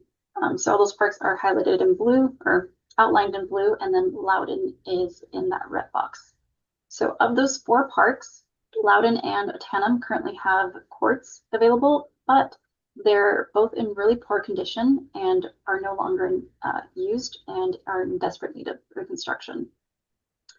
We also looked at the nearest public courts available outside of Union Gap, and that's that table down here to the left. With this, we see that most of the closest courts are going to be in the city of Yakima or other surrounding communities. And the nearest court is about just over 5 miles away, and so it's only accessible by driving. So while there are other court facilities outside of the area, opportunities within Union Gap are very limited. And so from here, we looked at where the city's park investment could have the greatest benefit within the community. And that's where we landed on Loudon Park. So it's currently it's a neighborhood park just over 2 acres in size. It's surrounded by a residential neighborhood, and it's located near the Union Gap School and downtown. It currently provides a range of recreational opportunities, including the playground, restrooms, a picnic area. There's open lawn space, and there's a basketball court that was just reconstructed using RCO funds in 2025.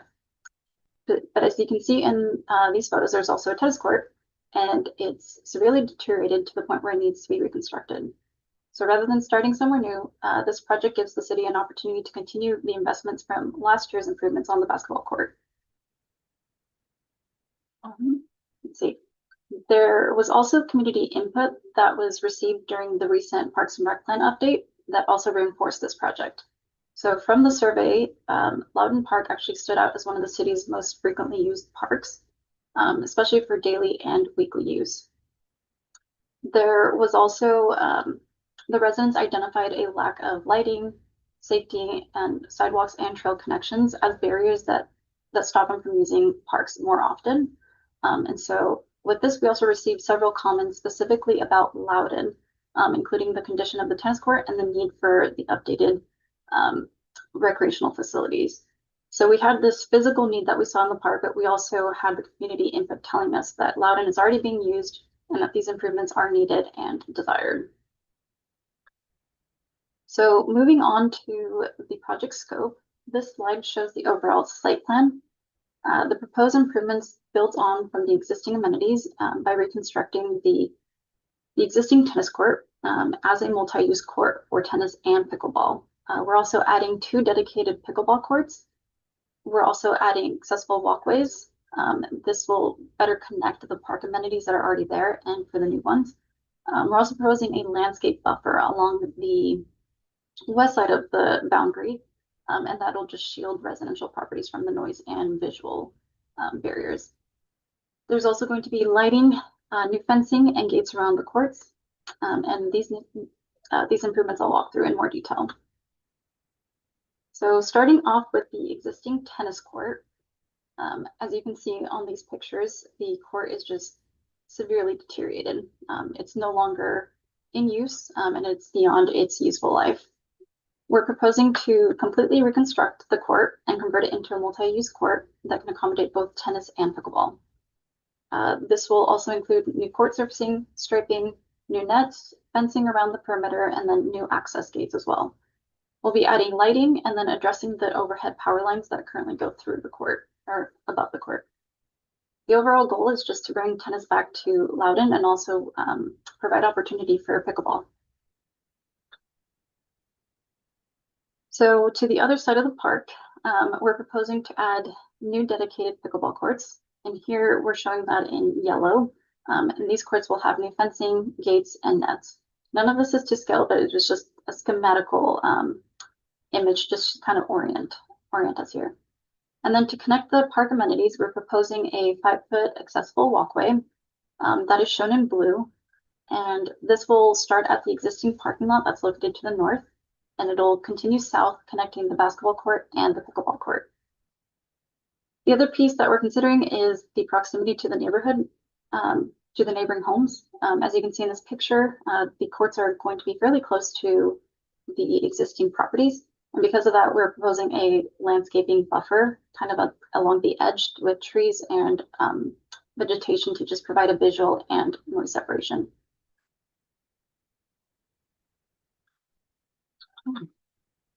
Okay, now moving on to the project design fit. I think this photo does a good job showing one of the challenges of the park. So while this is all Loudoun Park, the existing street, 4th Street, essentially separates the recreational areas currently. So we have the basketball court on one side and then the tennis court and then the other amenities on the other side. So with this proposed project, we really wanted to build on the previous improvements on the park, but also make it more functional and cohesive as one park. And so the park does have a designated parking lot, and then it also has parking along the perimeter. And so the new accessible walkways will be a way to connect all these access points and connect all the existing and the proposed amenities. And just it'll create a better circulation for all users and of all abilities. This design will also preserve the existing park uses and the open spaces, and it'll account for the overhead power lines that need to be addressed. The total project cost is currently estimated at $493,000. The RCO request for this is $394,000 with a 20% city match of $99,000. These costs are all based on recent project bids and preliminary estimates. For the permitting, we don't anticipate there being any major permits on the site since all of this has been previously disturbed, but we do anticipate completing a SEQA review. And for construction, we anticipate the project being completed by September of 2029. So during the Parks and Recreational Plan update, the public input was gathered through several different methods. The city used a bilingual survey in Spanish and English that was available both in online and paper formats. And then the city also did in-person outreach during their lighted Christmas parades and held a in-person workshop with city staff, residents, and other community members to review the results of the survey and identify priority projects. So overall, the intent was to provide different opportunities for participation and reach as much of the community as possible. So on this slide, you'll see some actual data and feedback that came from that process. So the chart to the left shows how residents said that they would use the proposed recreational improvements. We saw an interest in tennis. We saw an interest in pickleball, trails, and pathway connections. And then we also looked at the comments and the survey results as a whole. And in that, we heard that Loudon is regularly used by families, along with there were some specific concerns with the condition of the tennis court. And then there was also some just requests for better walking connections, lighting, and safety. And so with all that feedback, that greatly influenced the proposed project.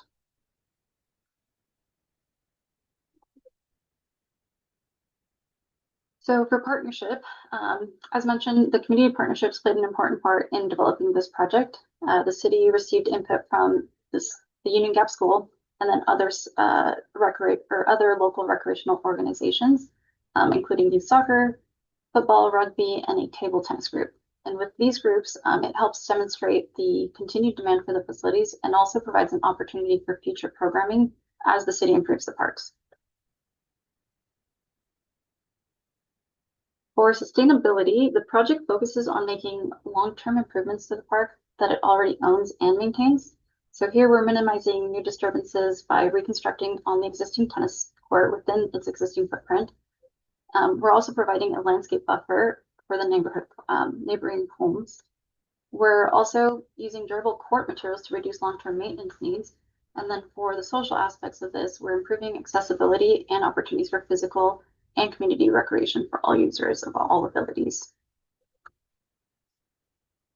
So under cost efficiency, there are currently no planned donations associated with the project, but the efficiencies are in making use of the property and infrastructure the city already has. So there's no land acquisition needed since the improvements are being constructed within the existing park that's owned by the city. And the durable court materials will help reduce long-term maintenance. There's also opportunity for the organized leagues to use these facilities, which could also help support the ongoing need for all this.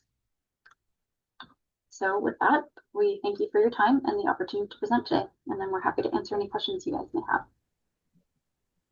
Great. Thank you, Marla. All right, any questions or clarifications needed on this project?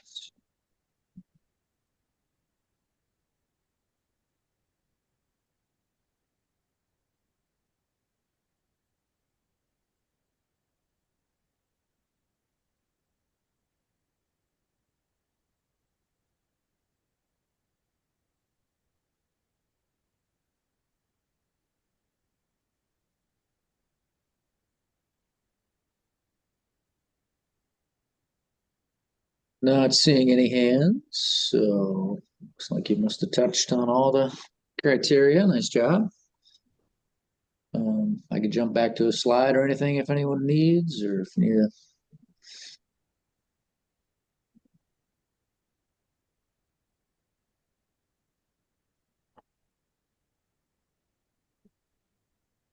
All right. Looks like we're good. Perfect. Thank you, Carl. Thank you.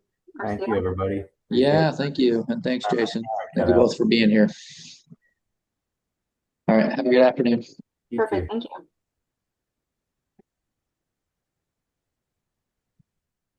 All right, committee, just take a minute to look over and finish your scores.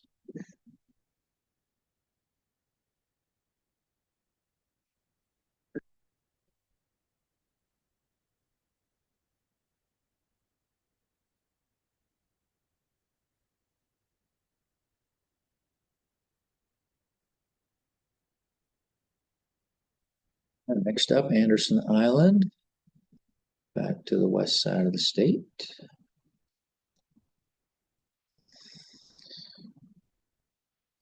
everyone good to go? Need another minute? You all right? Good. All right.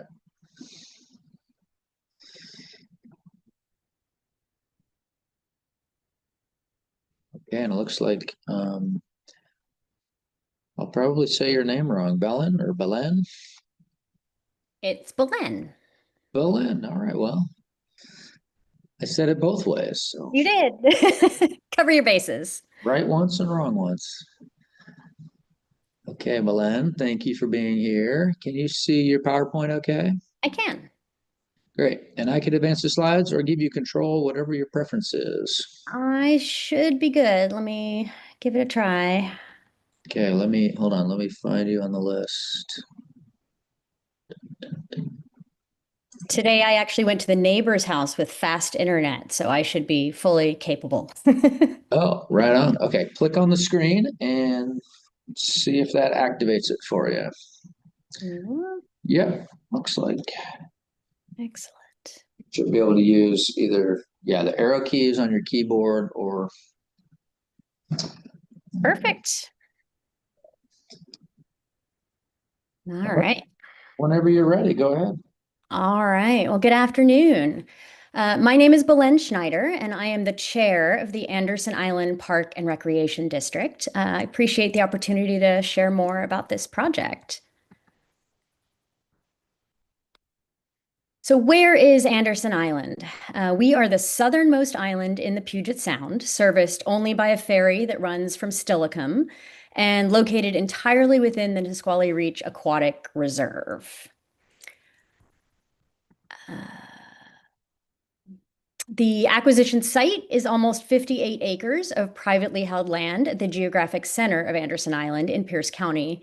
These parcels are shown here in orange, and the adjoining park, Idealsh, is in green, which is already a part of our park system.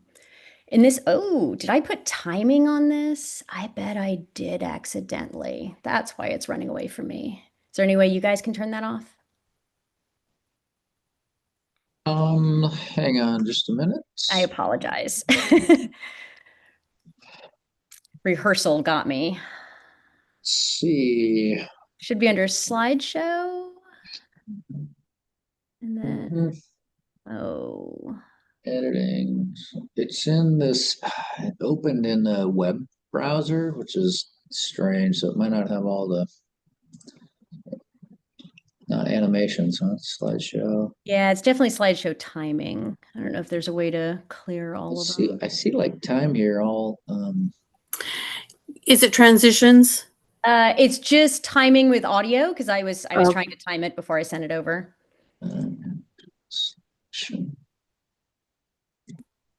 Find another way to. I wonder why it's not giving me. It's not showing me the tools to like right turn off the automatic. Let's see if I can do. We do have it saved. Since we're a little ahead of schedule, I apologize. There we go. Spring evaluation.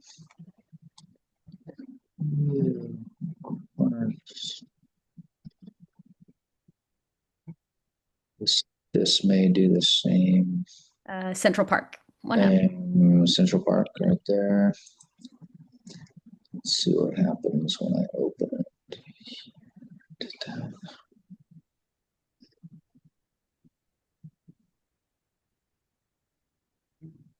Park. Aha, there we go. And slideshow. Is this? Yeah, under there, it might give you a chance to clear it.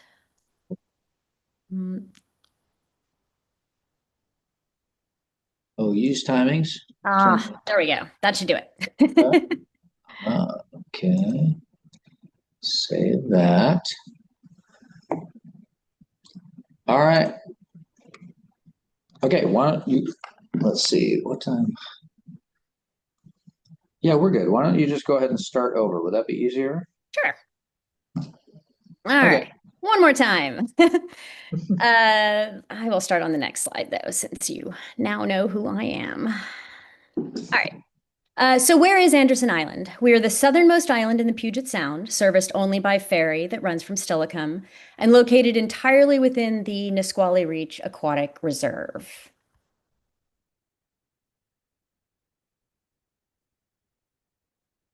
The acquisition site is almost 58 acres of privately held land at the geographic center of Anderson Island in Pierce County. These parcels are shown here in orange with the adjoining park Idealsh in green, which is already a part of our park system. In this phase of the project, we will secure the land and conduct surveys to inform the creation of a master plan for the overall project, ultimately leading to the creation of a traditional community park leading to wetland observation trails along Schoolhouse Creek.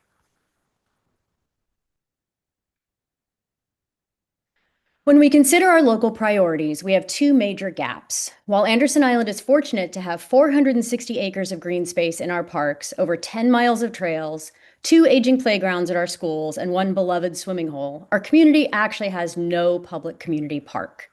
We see this as a long overdue recreation opportunity for an island that has 1,500 residents in the winter, but booms to over 5,000 with visitors in the summer. By creating a central gathering space, we can provide new amenities to better serve our growing community with practical support like hydration stations and public bathrooms, but also new experiences like open air programs, all ages games, and shady, inclusive spots to enjoy time with family and friends.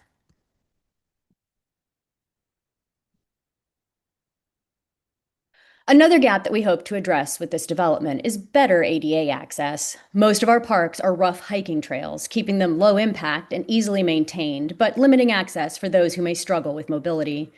This project is an opportunity to prioritize ADA access with wide paved walkways, covered seating and accessible bathrooms within the main park, and 1 to 2 scenic overlooks of Schoolhouse Creek from short paved trails, creating more opportunity for everyone to enjoy the natural beauty of our island.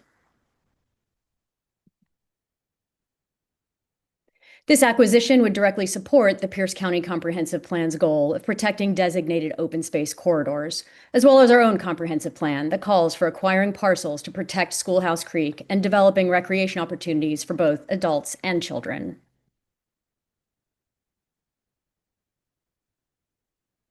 Looking at our project scope, let's start with the current state. This site is entirely privately owned at the moment, 5 parcels in the hands of 3 different families. The eastern parcels are 3.5 acres of level ground that's 85% cleared. They have electricity and water already connected, and they sit alongside the island's main thoroughfare, directly across from the only commercial zone.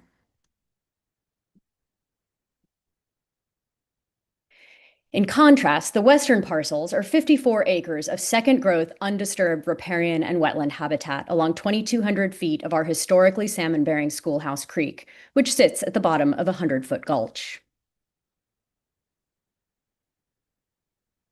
During this acquisition phase, our project scope is to acquire the 5 parcels, remove noxious weeds, and prepare for creating a master plan by conducting a boundary survey, wetland delineation, and cultural resources survey.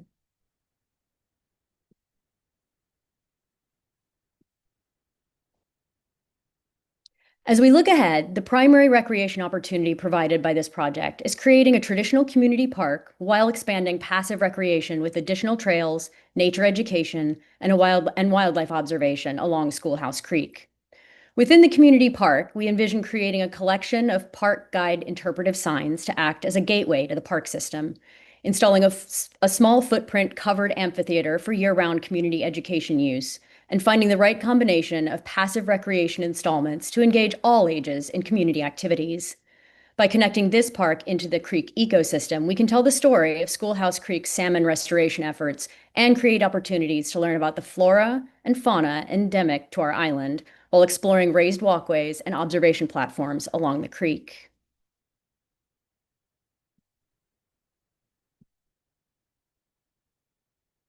When we look at the immediacy of threat to this site, 3 things drive our timeline.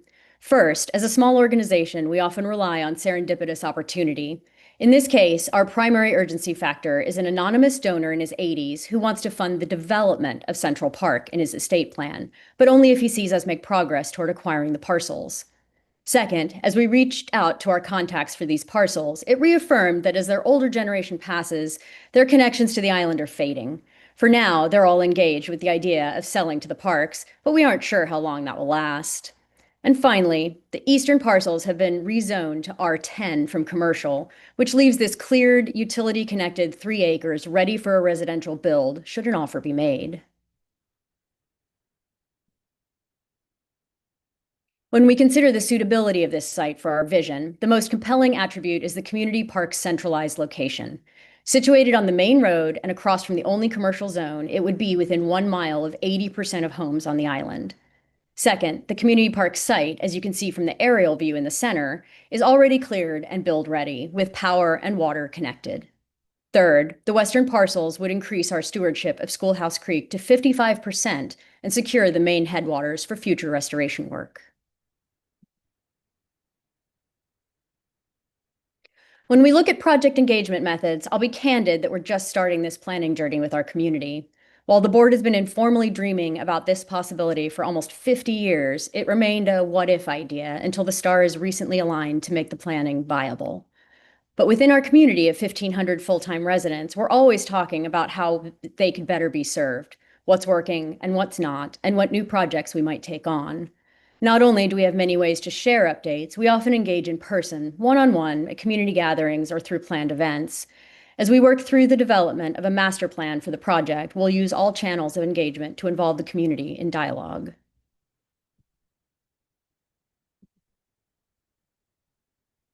Formal surveys have been hard to conduct regularly with no staff, but with a massive volunteer effort, we did get a formal feedback from a survey in 2014 that identified open space and wildlife habitat, recreational trails, and expanding hiking opportunities as community priorities, all of which hold today.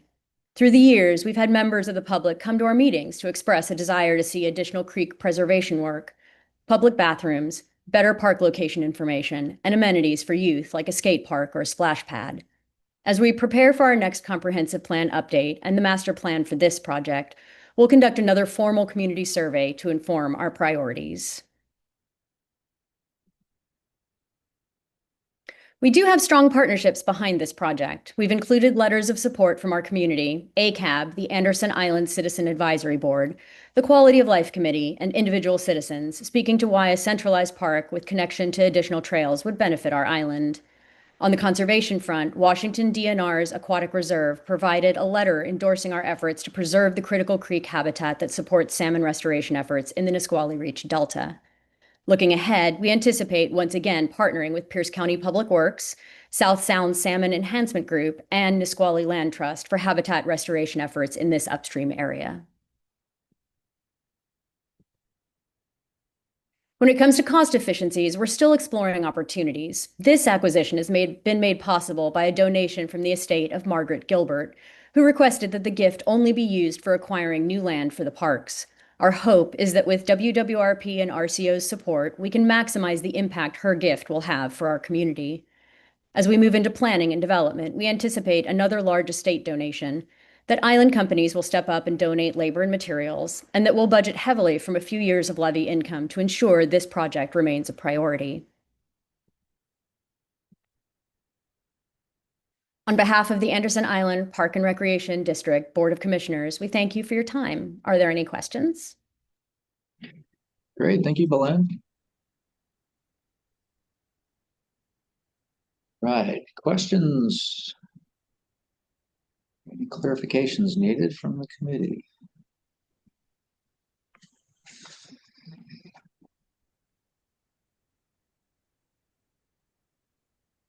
David, go ahead. Yeah, just clarification. At the end, you said there's a parks levy that you have. Could you explain that and how it's related to this project? Sure. Well, we are entirely funded by a levy on property taxes from the island community. So that is our operating budget. When we had our last levy lift, it was a pretty big increase. So right now we are operating with a levy income that is pretty far exceeds what our normal budget is. So for now, we've sort of been squirreling that away, knowing that we're going to have some of these big projects coming up. And we have the capability to do that in upcoming years too. So that's how the levies work for us.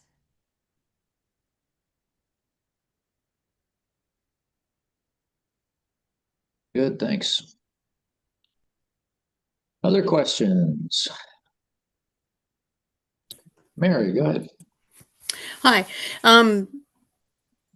Really interesting. Island property is so rare. Do you have other grants that you're seeking to add to the purchase price? Yeah, I'm gonna reach out to Pierce County Conservation Futures when they open their grant window in January. So that's my next primary grant window that I'm gonna go into. The estate donation from Margaret Gilbert was pretty substantial, so that if other grant opportunities didn't come through, we could we could use the funds for our 30% of this. And there's ample grant opportunities once we start looking at creek restoration and salmon projects. So plenty of folks we can reach out to for that, and we're looking forward to that as well.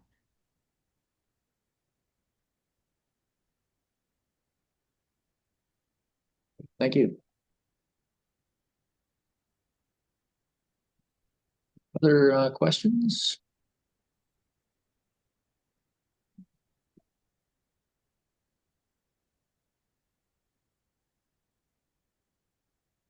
All right.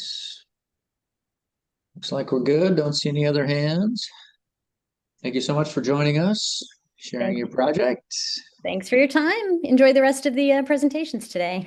All right, thanks. Have a good afternoon. You too.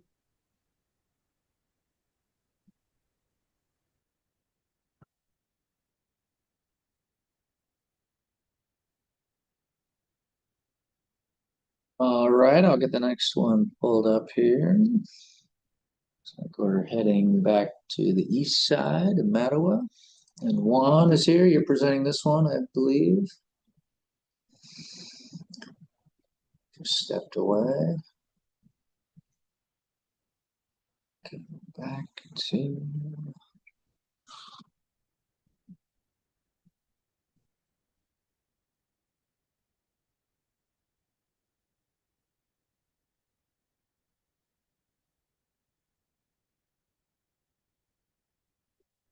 Hi, Juan. Are you presenting this next one? For Mattawa? Hi, yes, I am presenting this one. Great. Okay, great. Uh-oh, security alert. All right, can you see that okay? I can, yes. Good, and I can advance the slides for you or give you control, whatever your preference is. I'll just say next slide is fine. Yeah. Okay, sounds good. Well, whenever you're ready, you have 12 minutes and go right ahead. All right. Well, good afternoon. My name is Juan Ledesma. I'm with the city of Mattawa, and today I'll be presenting on the Hutter Memorial Facility Improvement Project, specifically our proposed permanent restroom facility. This project is important to our community because the Hutter Memorial Park is our primary public recreation facility and serves our families, residents, children, and visitors throughout the year. Next slide. Regional location. Mattawa is located in south central Washington, southern Grant County, just 4 miles away from the Columbia River. The city is approximately 1 square mile and has maintained its small rural agricultural community character. We are fortunate to have more than 300 days of sunshine each year, which makes outdoor recreation especially important to our community. Next slide.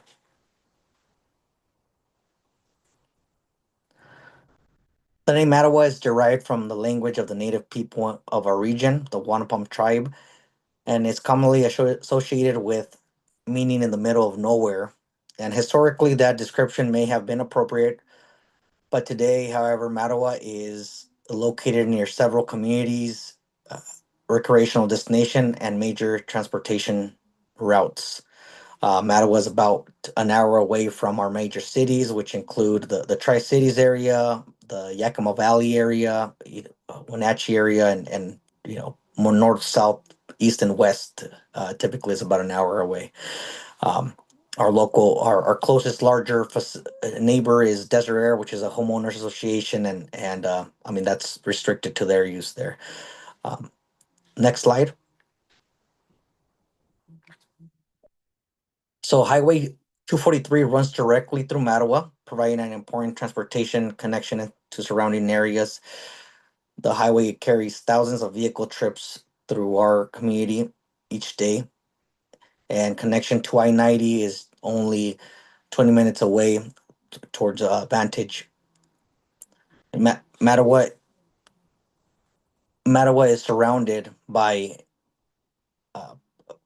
our commercial areas, industrial area, our agricultural areas, which includes our properties of the Wallach School District and our Mattawa, Port of Mattawa. Next slide. Mattawa is a rural agricultural dependent community with limited local resources. Based on our socioeconomic conditions, rural conditions, and limited public resources, Mattawa demonstrates many characteristics of underserved communities and a community in need. Mattawa has limited revenue compared with other larger communities, while still being responsible for maintaining roads, utility, infrastructure, parks, and public facilities, among other essential services. This makes outside funding particularly important for our community to improve these projects. Next slide. So the latest available census data estimates Mattawa's population at 3,600. However, this fluctuates given the agricultural industry, particularly in the cherry and apple harvest, which bumps up our population. We have several H2A housing facilities in the area as well, and it bumps our population up to close to 5,000 during the season. Hutt Memorial Park is the city's only public park and is located near the entrance of the community.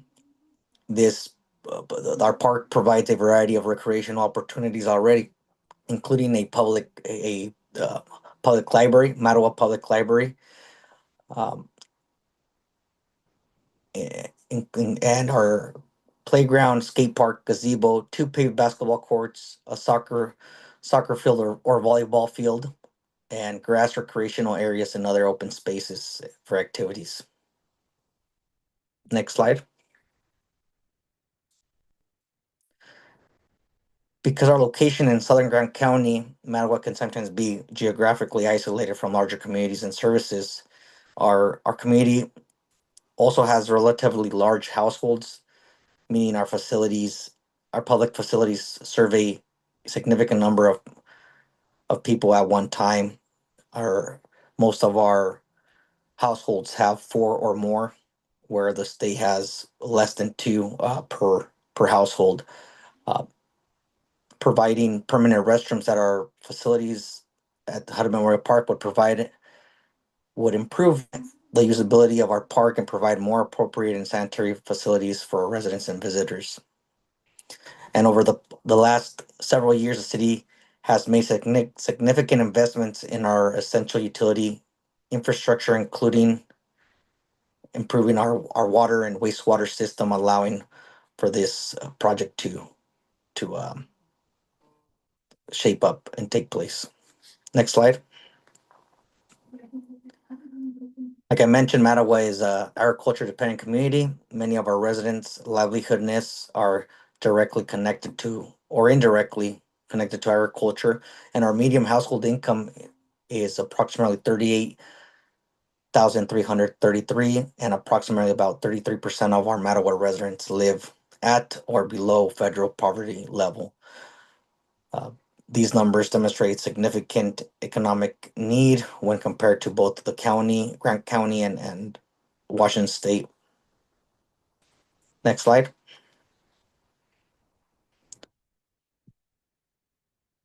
The city's parks, recreation, and open space included a direct community input regarding improvements residents would like to see. One of our highest rated needs identified by residents was permanent restroom facilities at our Hutt Memorial Park, as indicated in the graph. Next slide.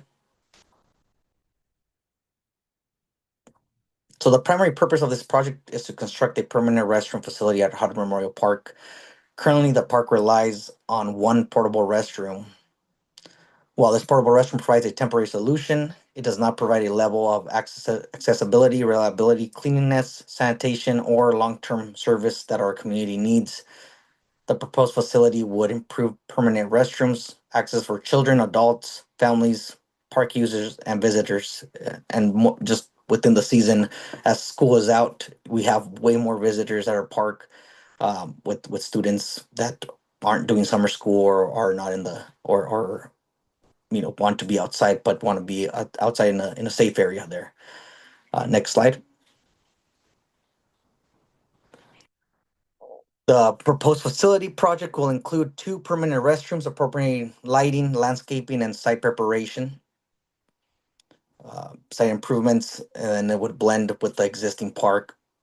The facility will be designed to be accessible to people of all abilities, and applicable building and accessible requirements. And the goal would be to improve public health and sanitation and provide a long-term community asset. And most importantly, it's a direct response to what our community and residents have told us they would like to see and need in the area. Next slide. So this project reflects the needs of the community as incorporated by our pros plan. One of the key elements was accessibility to children and families. And Mattawa has a very young population. Our medium age population is 22, compared to 38 years of age statewide. So it's a significant uh, portion of the community that consists of children and young families. And this will be a great addition to the park as well. Next slide. So the city of Mattawa owns, operates, and maintains Hudson Memorial Park. The Public Works Department is responsible for day-to-day operations and maintenance of the facilities. This includes the mowing, the landscaping, the cleaning, the irrigation maintenance, parking areas, playground maintenance, skate park maintenance, basketball courts, volleyball, soccer, and general repairs.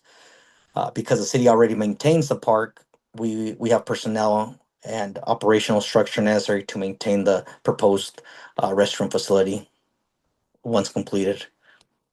Next slide.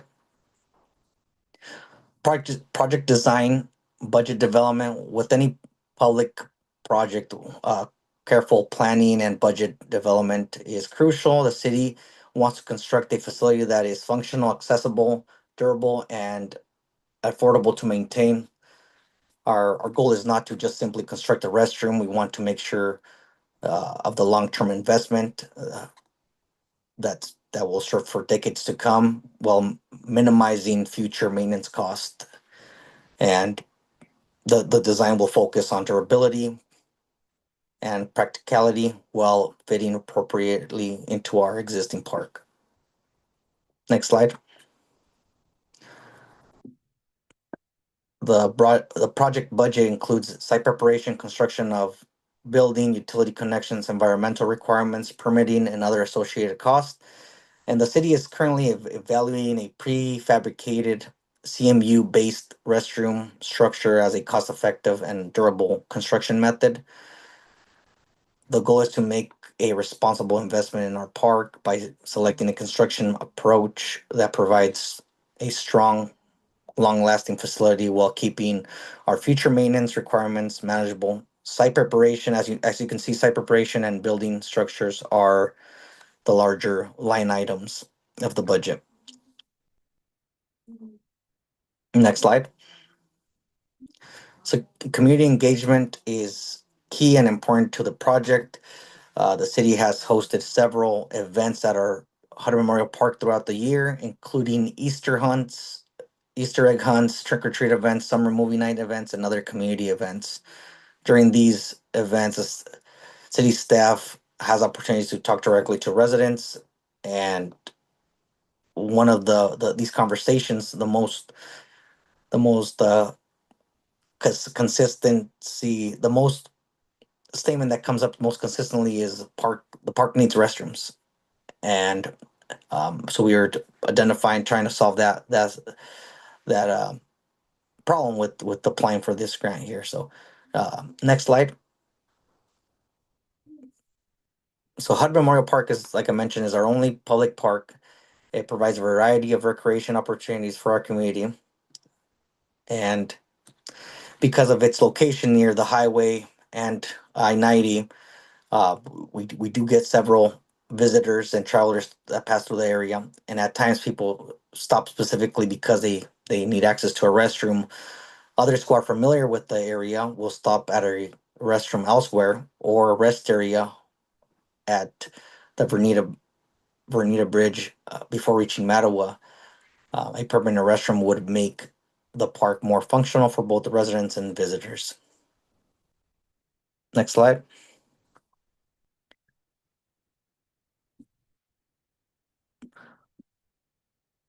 And this is kind of the comment here where they, we get a lot of, we're rated fairly high on the cool area there with the recreational. However, the restroom is what is needed there besides our portable restroom there. Next slide.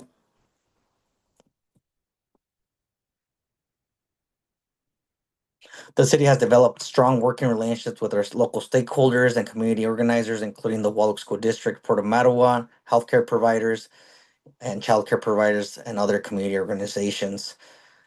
These partnerships help us understand the needs of our residents and identify improvements that benefit the broader community.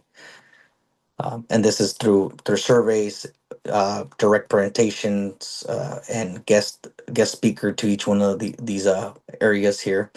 But there's also a recognition among all our partners that the park needs an accessible access to a clean and safe permanent restroom facility to continue the health and usable public recreational space area. Next slide. Cost efficiency for the city is largely about being resourceful and utilizing community partnerships. Throughout the year, local organizations and volunteers assist with projects such as spring cleanup, gravel placement, tree pruning, landscaping, and irrigation maintenance. Where appropriate, the city intends to utilize in-kind labor, volunteer assistance, donated material, and other community contributions as part of the overall project, and support the local match needed for the grant there. This allows the grant funding to go further and demonstrates community commitment to this project and long-term investment. Next slide. So the green space availability, there's already a significant open space and green space available at the Hot Memorial Park. Hey, Juan, Yes. you don't actually need to respond to the remaining, these Okay. like 12 through whatever it is, 16 or something. Those are, Okay. yeah, so you're good. And you're just a little bit over time, so we can stop there. You hit all the 1 through 11, which is the ones you needed to Okay. answer, which the committee is scoring. So thanks for that. Okay. These other ones are like pre-scored just based on location. Okay, I see. Yeah. Yeah. Yeah, well, thank you for your time consideration. I invite you to visit Mattawa and see the impact that this funding this project can have in our community. Yeah. Thank you. All right, we have a little time for Q&A. So Anne, go ahead. Can you go back to the sustainability slide, please? That was actually at the beginning, and so Yeah, it was combined with, there we go, combined yeah. Okay, thank you. Yeah. Other clarifications needed or questions?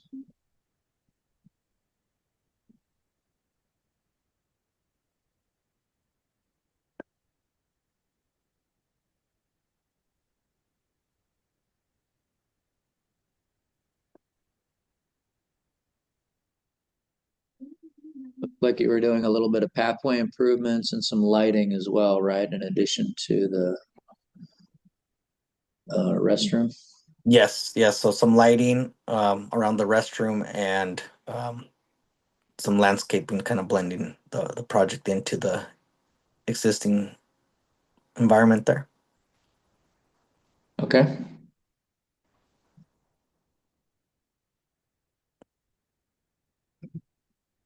All right, other clarifications needed from the committee? All right. Great. Well, thank you for sharing your proposal. Appreciate it.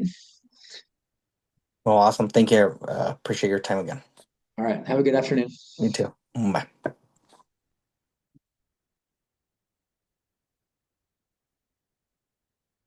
All right. Looks like we have arrived at a break. Any questions for me or anything you need before we take a little break? Okay. All right. Well, thanks everyone. We'll see you back here just a little bit before 2:20, and we'll continue on with Linwood.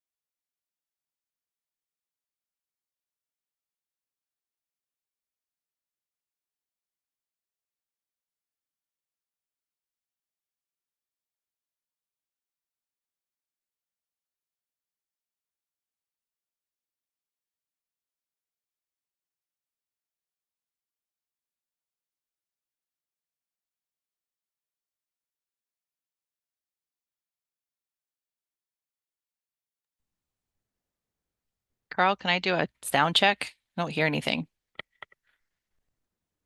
Hello, yes. Okay, perfect. Thank you. Yeah, sorry, I just a minute late getting back here. Welcome. Thanks. I thought you were turning music off and then I panicked. I'm like, I'm not hearing music. Can you guys hear the music or not? Is it working? Oh, You yay. can't. Oh, darn. I thought if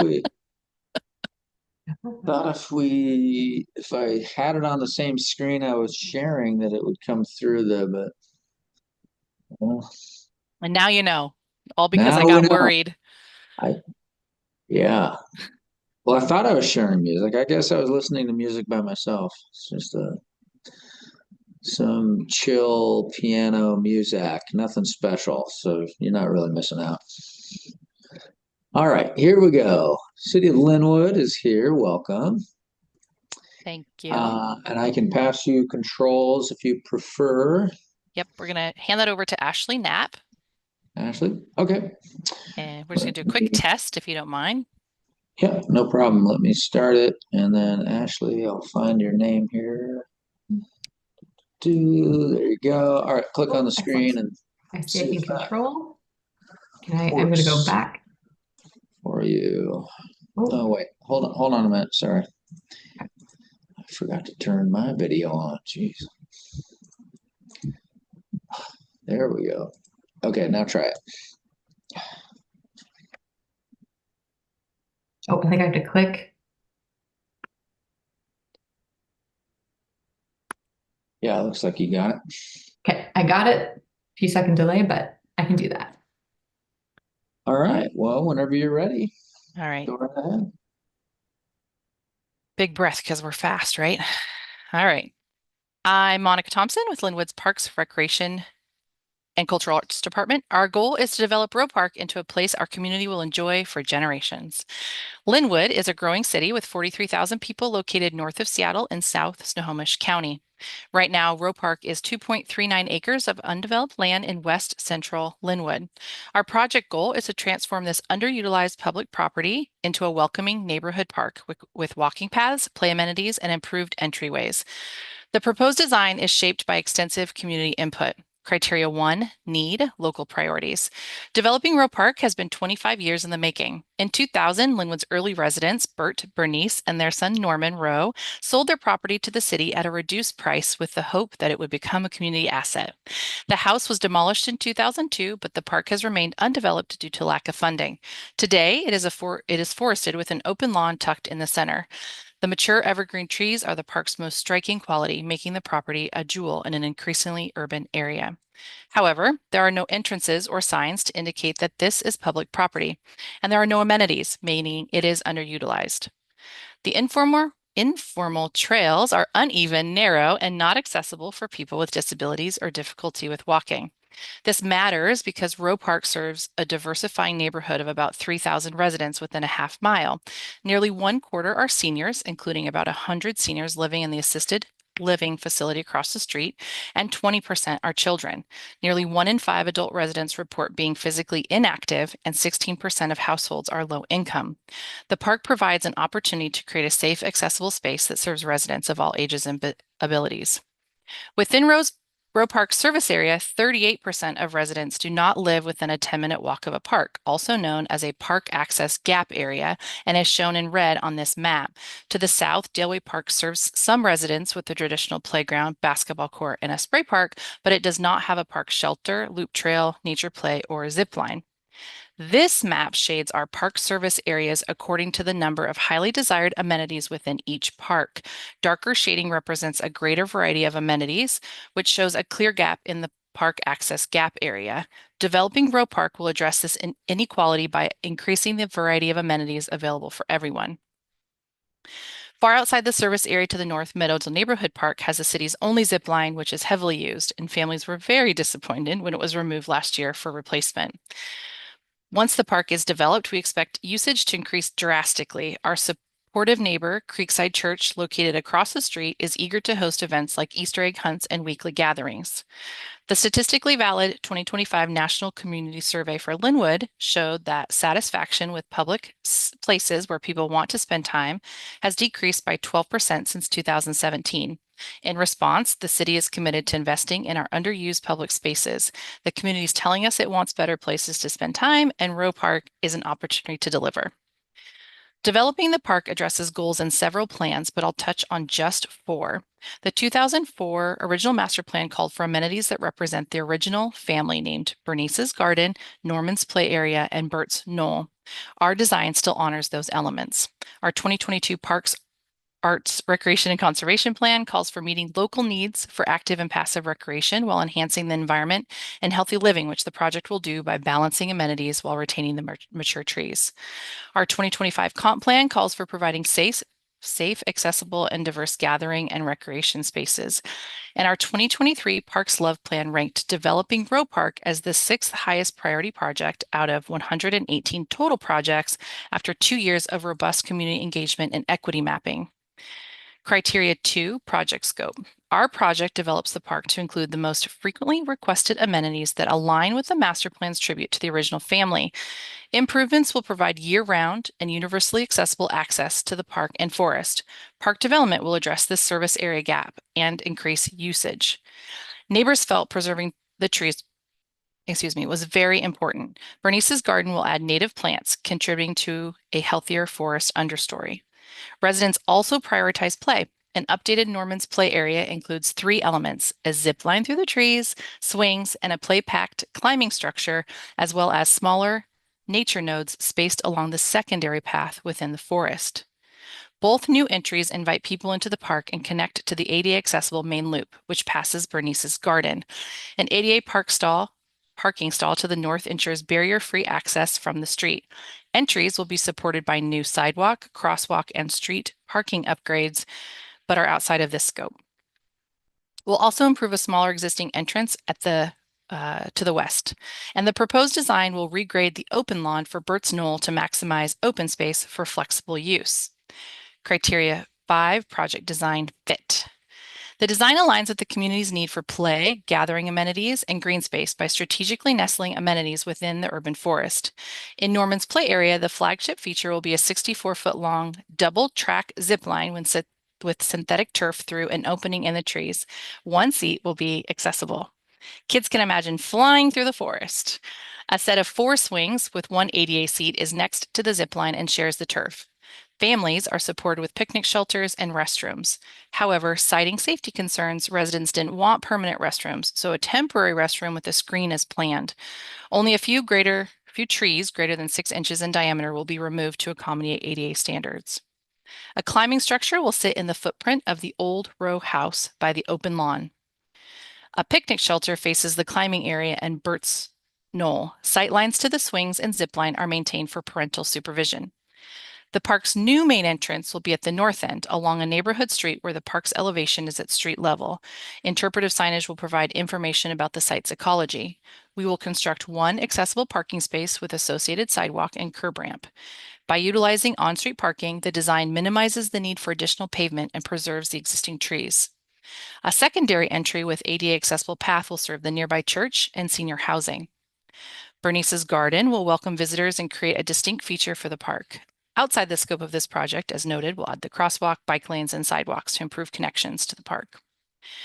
The main circulation path, shown in gray, will be paved in asphalt, 6 feet wide and ADA accessible. Benches with companion seating located along the loop trail, outlined in orange, will provide places for resting. Smaller mulch walking trails will weave between trees and nature play nodes outlined in yellow and will be fun surprises. Criteria 6, project design budget. Our design consultant developed the budget based on a 60% design, and I verified it with comparisons to our recently completed projects. The budget allocates about $709,000 to build new play areas, $946,000 for gardening and restoration, $500,000 for picnic shelter and site furnishings, and $340,000 for paths, signage, and parking. As I noted, design is 60% complete. Environmental permits will be in hand by the end of 2026, with all others approved by May of 27. Construction could begin as early as January of 28, with an expected completion by the end of that same year. Criteria 7, project engagement methods.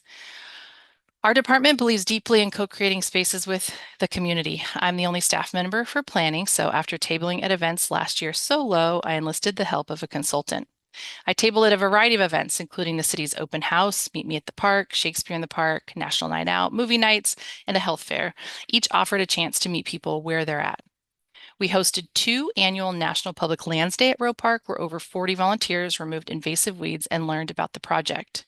We hosted a popular booth at the Fair on 44th, our largest community event that attracts 3,000 attendees, or about 7% of our population.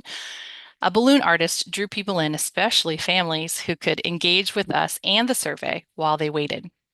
At all of these events, we promoted the survey available online and on paper in English, Korean, and Spanish. We had 300 respondents, which is 10% of residents within a 10-minute walk. Demographics were representative of the neighborhood. We also promoted the survey and invited residents to a design workshop on social media and through 6 email lists with over 28,000 subscribers total.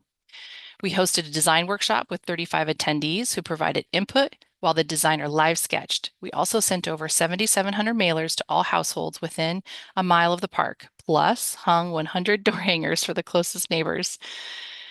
Criteria 8, project engagement community. Our outreach results directly inform the design. Our survey results showed that most people liked keeping the original master plan elements, ranking them as very or somewhat relevant, shown in blue and yellow.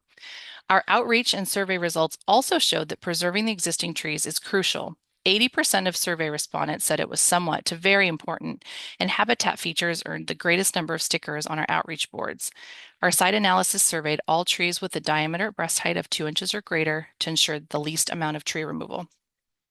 Similarly, play features were important, with 96% of survey respondents saying play was somewhat to very relevant, which is why we have 3 play areas. While the original master plan only specified swings at Norman's request, we added the zip line because it was the most popular play feature throughout in-person engagement.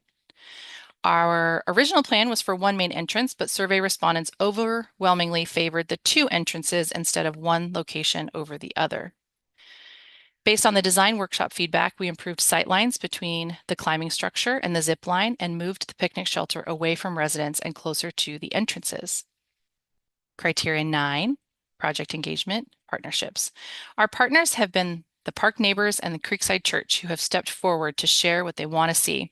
We've received 8 letters of support, including commitments from the Linwood Parks and Recreation Foundation and the Rotary Club to donate $2,500 each, which is significant for volunteer-only groups. The city has an established volunteer-led forestry program for other park properties, so once Roe Park is developed, we'll work to create a similar work group for this park. Criteria 10, sustainability. Our most significant ecological factor is the preservation of the urban forest. We're planning extensive invasive removal and forest restoration through native plantings for a healthier understory, For social factors, the new park reduces our park equity gap, gives the West Central neighborhood a place to gather, and builds a sense of place. By adding walking paths, play features, picnic shelters, and interpretive signage, the project provides opportunities for physical activity, social connection, and education. The park is accessible via active transportation. For economic factors, stormwater will be treated on-site with 3 rain gardens and water storage underground. Mature trees will continue to sequester carbon, and the few small trees that will come down will be reused for edging along the trails, and the trails will reuse the existing informal routes. Criteria 11, cost efficiencies. As mentioned, both the Rotary Club and the Parks and Recreation Foundation are donating $2,500 each. Future volunteer restoration events will continue to help reduce maintenance costs while improving the health of the urban forest. We estimate this could generate $5,000 in cost savings based on 2 to 4 events per year, each with 30 volunteers using RCO's volunteer rate of $24 per hour. Okay, thank you. I can answer questions. Okay, thank you. Ooh. Right on time. My alarm just went off. All right, questions from the committee or any clarifications or want to jump back to a slide?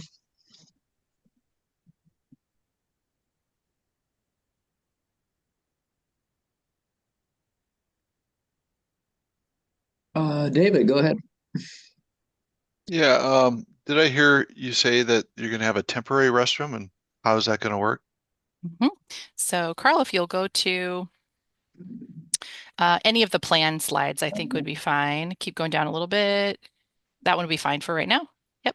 So maybe not the best slide, but the north end of the project, we have identified, there you go. Turn your cursor, go to the right, northeast, up, up, up. It's actually very tiny, Carl. I should have picked a different slide. There you go. Like others that we've seen in the county, it's a temporary restroom pad where we can have it serviced, and then a decorative screen that makes it look more aesthetic is the plan. So a porta potty essentially, right? But yes, that's a temporary restroom, correct. Yeah. In this project. Yeah, and for the grant, just so you know, we can help pay for the permanent improvements, which are the pad, the fence, not the actual porta potty itself. So that's what where that question came from. Thank you for that clarification. Yes, we will assume that responsibility as part of our regular maintenance, a rented porta potty. Yeah. And that was based on community feedback. It sounded like they're just not ready for a more permanent fixture, but maybe down the road that will change. Maybe a follow-up question to that. Is there utilities to support a permanent restroom in the future? Yes. So as the property had a residence on site until 2002, it does have all utilities available. At the location of where you're putting this porta potty? With an extension or modification, yes. Okay.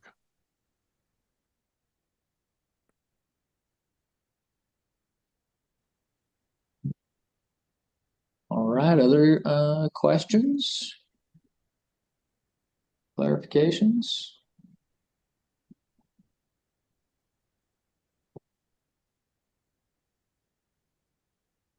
Seeing none. Looks like you touched on all the criteria.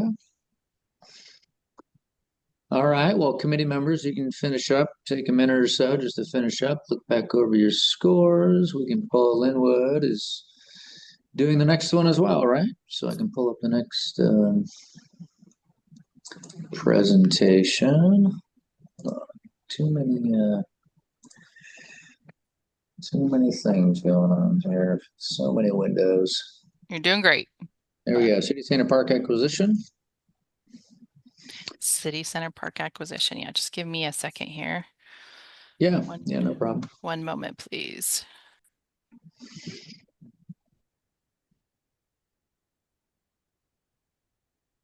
Ashley, are you going to do the slide advance on this as well? Okay. Yes, I'll do this one as well, please. Thanks. All right. Yeah, no problem. We'll give Monica just a minute. Thanks. I've got my amazing kiddo here. All right. Okay, let me take a drink here. And it looks like Yeah, oh wait, no, you still do. All right, let me stop touching.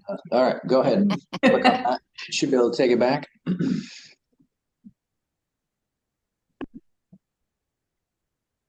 There we go. Got it. Thank you. All right, whenever you're ready, go ahead. All right. All right. Hello again. This project is acquiring land for a new park within our densifying city center neighborhood.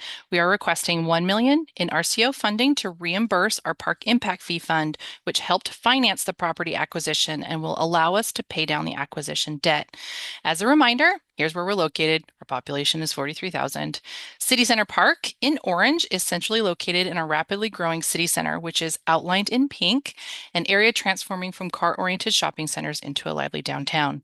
Our project goal is to create the city center's first park and cultural hub, fulfilling a long-standing community need. Number 1, need, local priorities. Our proposed acquisition is in orange. Historically, City Center was primarily a commercial area with few residents living in 2 multifamily buildings on the periphery. Since 2019, 6 new multifamily developments outlined in blue have been built, totaling over 1,770 new units. This includes Destinations Linwood Senior Living and an affordable housing complex, both starred. Despite the rapid residential growth, the area does not have a single park. Near-term future growth shown in yellow will also include Northline Village, a 19-acre development with over 1,300 apartments, The District, a 13-acre redevelopment of Linwood's Convention Center with 795 apartments, and Housing Hope, and Sound Transit's 167 affordable housing units near the Linwood City Center Link light rail station. We are concentrating development in our city center and creating mixed-use, pedestrian-friendly downtown. The new light rail station connects Linwood to downtown Seattle, the airport, and Redmond, accelerating transit-oriented development and bringing new residents, workers, and visitors to the area. Snohomish County projected our population will grow by over 25,000 people to 65,000 by 2044. Housing is already in short supply, and more than 42% of Linwood's households experience housing burden, defined as spending over 30% of their income. Almost 2,200 residents live within a 10-minute walk of the Future Park, 24% of whom are seniors, 17% are children, and 24% are Asian. Despite this, there is no other neighborhood park nearby. To the north and across a 7-lane state route is Veterans Park, a 1-acre memorial site, and the Masika Forest, which is limited to non-compliant soft surface trails. To the southeast is the Interurban Trail. Placer AI, a mobile device data analytics platform, shows that the Interurban Trail averages 85,000 trips per year, with most people walking for leisure rather than cycling for transportation. However, the trail has few amenities to support recreation. To serve our community and foster a sense of place and belonging, City Center needs a publicly accessible green space and activity hub, and we think City Center will be this park. The purchase and development of the site is embedded in planning documents based on extensive community input over the last 20 years. We value this park as essential infrastructure, not an optional amenity. The 2005 City Center Parks Master Plan identified the need for a central urban park. The 2018 City Center Parks Master Plan update calls for creating a park here. This project helps fulfill the Prepare for the Future strategic direction of our current Parks, Arts, Recreation, and Conservation Plan. It also meets the goal to reduce park system access gaps through strategic and equitable acquisition, prioritized in our 25 comp plan. And recognizing that the area does not have any parks, the 2025 City Center Sub-Area Plan update contains a policy to enhance accessibility to parks. Plus, the 2025 National Community Survey for Linwood found that satisfaction with public places has decreased by 12% since 2017, meaning we need to do more to serve and welcome residents. Number 2, project scope. Our project scope is to acquire the centrally located 1.65-acre property to create a new park in the rapidly growing city center to serve current and future residents. The project site currently contains a single-story building leased by Goodwill Industries and a parking lot. Goodwill's lease may be extended through 2031, after which the site will be available for park development no later than 2032. This image is south up. Despite its current use, the site is ideally located with existing shade trees to meet the need of a new central park for active and passive recreation, as well as community events. The sub-area plan calls for anchoring the area with a centrally located public space next to streets so that it feels like a public space, not a private courtyard. The new park will abut 42nd Avenue West, a new promenade street with wide sidewalks, shade trees, and seating, as well as standard and ADA parking. We intend to close off car traffic often for events. Parks and Public Works plans to construct the park and street at the same time to ensure the park opens where it can be accessible and activated. Number 3, immediacy of threat. With the new light rail station and intense development, we risked losing the property to rising land values or private development. To secure the site, we purchased it in 2022 using bond funding and park impact fees under a waiver of retroactivity, allowing us to acquire the property before land values increased further and ahead of the station opening in 2024. The parcel is zoned for densities of up to 150 units per acre, and developers are rapidly buying and developing similar properties because they're offered numerous tax breaks to encourage development. The population of Linwood has grown by 10% since 2020, higher than Everett's or the county rates. The two new buildings, Kitty Corner and Next Door, contain over 300 units each.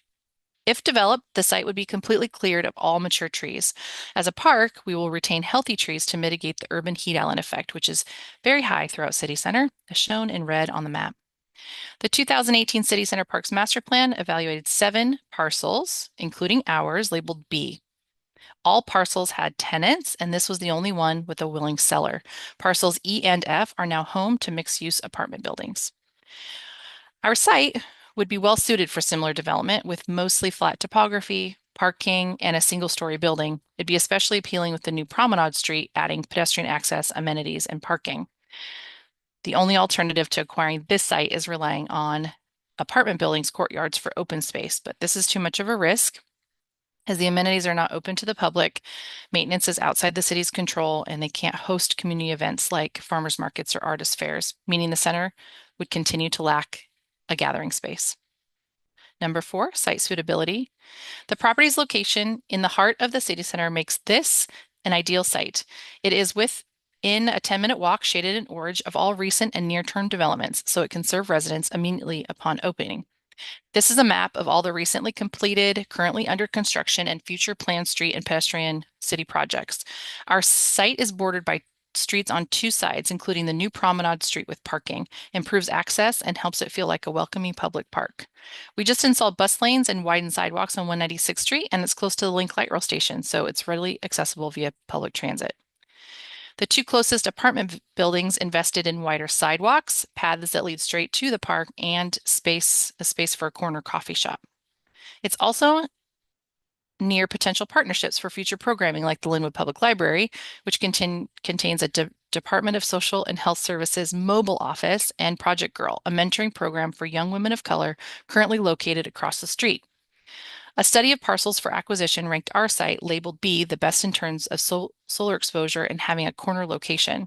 As a single parcel, it also didn't require multiple acquisitions for parcel consolidation. The building was constructed in 1978 and is nearing the end of its useful life, making the site well suited for development. Once Goodwill's lease expires in 2031, we will begin demolition and construction to open the park to the public as soon as possible. Our long-term vision is full development based on robust community engagement. Number 7, project engagement methods.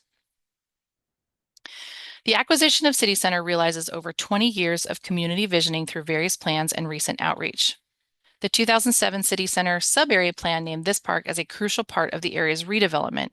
This plan was the product of 4 years of community engagement, including a task force and workshops to form the vision and validate the draft plan. In 2014, City Council approved an implementation list that named the park as the #1 pedestrian project with a score of 98% after 2 rounds of outreach.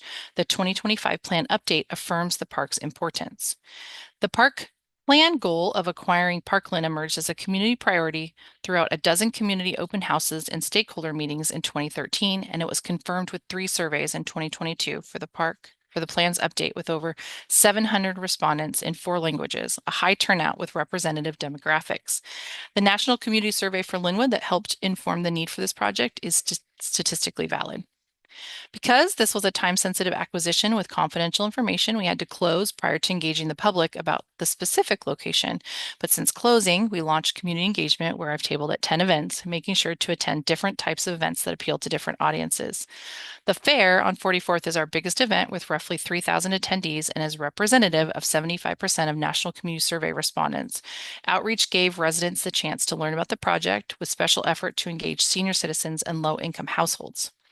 We've hung flyers in the apartment buildings and businesses, as well as mailed postcards to invite all 3,016 households and businesses within the city center to our open house. Materials were available in English, Spanish, and Vietnamese. Our survey had 372 respondents. Feedback has been very positive, with 65% of survey respondents strongly supporting the acquisition and 75% being likely or very likely to visit the new park. The only concerns we've heard is over safety and an immediate closure of Goodwill. At this time, the existing lease remains in place through 2031. However, the city anticipates supporting Goodwill's relocation plan should they choose to move earlier.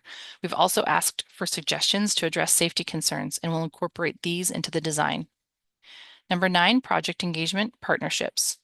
We have 12 letters of support, including from the Linwood Parks and Recreation Foundation and the Rotary Club, who are each contributing $2,500. Project Girl said they can plan on utilizing the park as much as we can and have as many events there, or having many events there, sorry.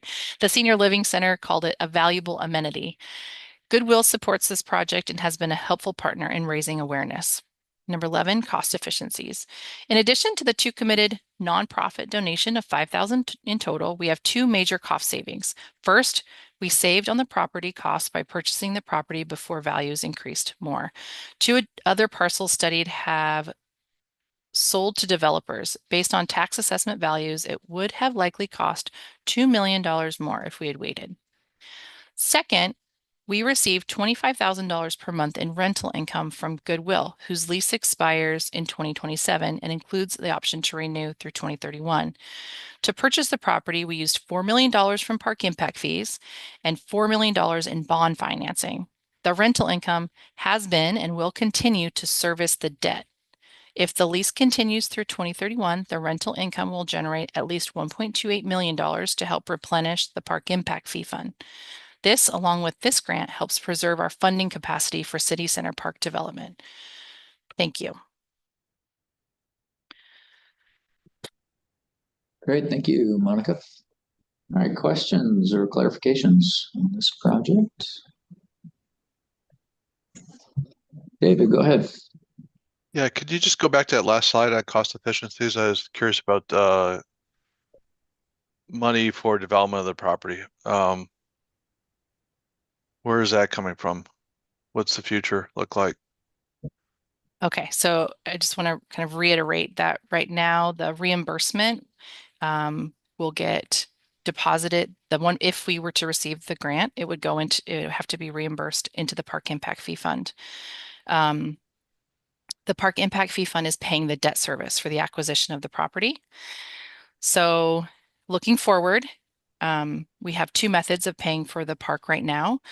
Other than external funds. The City of Linwood has a park impact fee fund that can go towards developing new projects, new parks, and the city also created a tax increment financing district and has allocated $4 million for the development of this park. So looking forward, the intent is to leverage our that $4 million of tax increment financing with park impact fees. And then I'll see in a couple of years for a development grant. Did I answer your question? Okay. Great, thank you. Go ahead, Anne. I think it was slide 9. You had the number of residents in the area. I was just wondering, is that existing or future, counting the new multifamily that's being built? Existing residents. Okay. Partially why we were telling you all of the new units coming online. I was just wondering if you'd already included those or no. That was just the existing already. Correct. So that's all current. Yes. Okay. Thank you. You're welcome.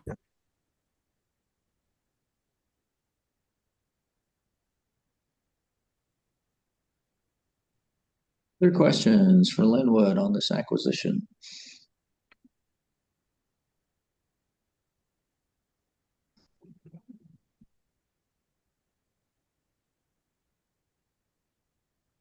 All right, don't see any other hands. I think we're good to go. Thank you for your time. It's a big investment of time for you guys to be on this review board, so I just appreciate and acknowledge the amount of work that it takes to listen to all of these, because time flies when you're having fun.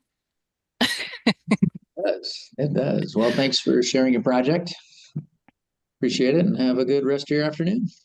You too, Carl. Thanks. Thank you. Thank you, you too. Bye, everyone.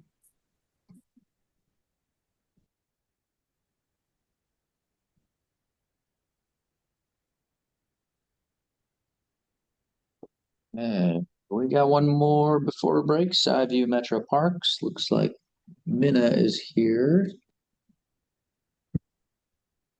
Did I pronounce your name correctly? Yes, thank you. I am here. Okay, good. Welcome. Let me get to your presentation. And I could advance the slides for you or pass control to you, whatever you prefer. It's totally fine. I'm happy to click through if that's okay. Yeah. Yep. Let me just get it started into show mode. Go. And there you are. Okay. Go ahead and click on the screen, and that should activate your control.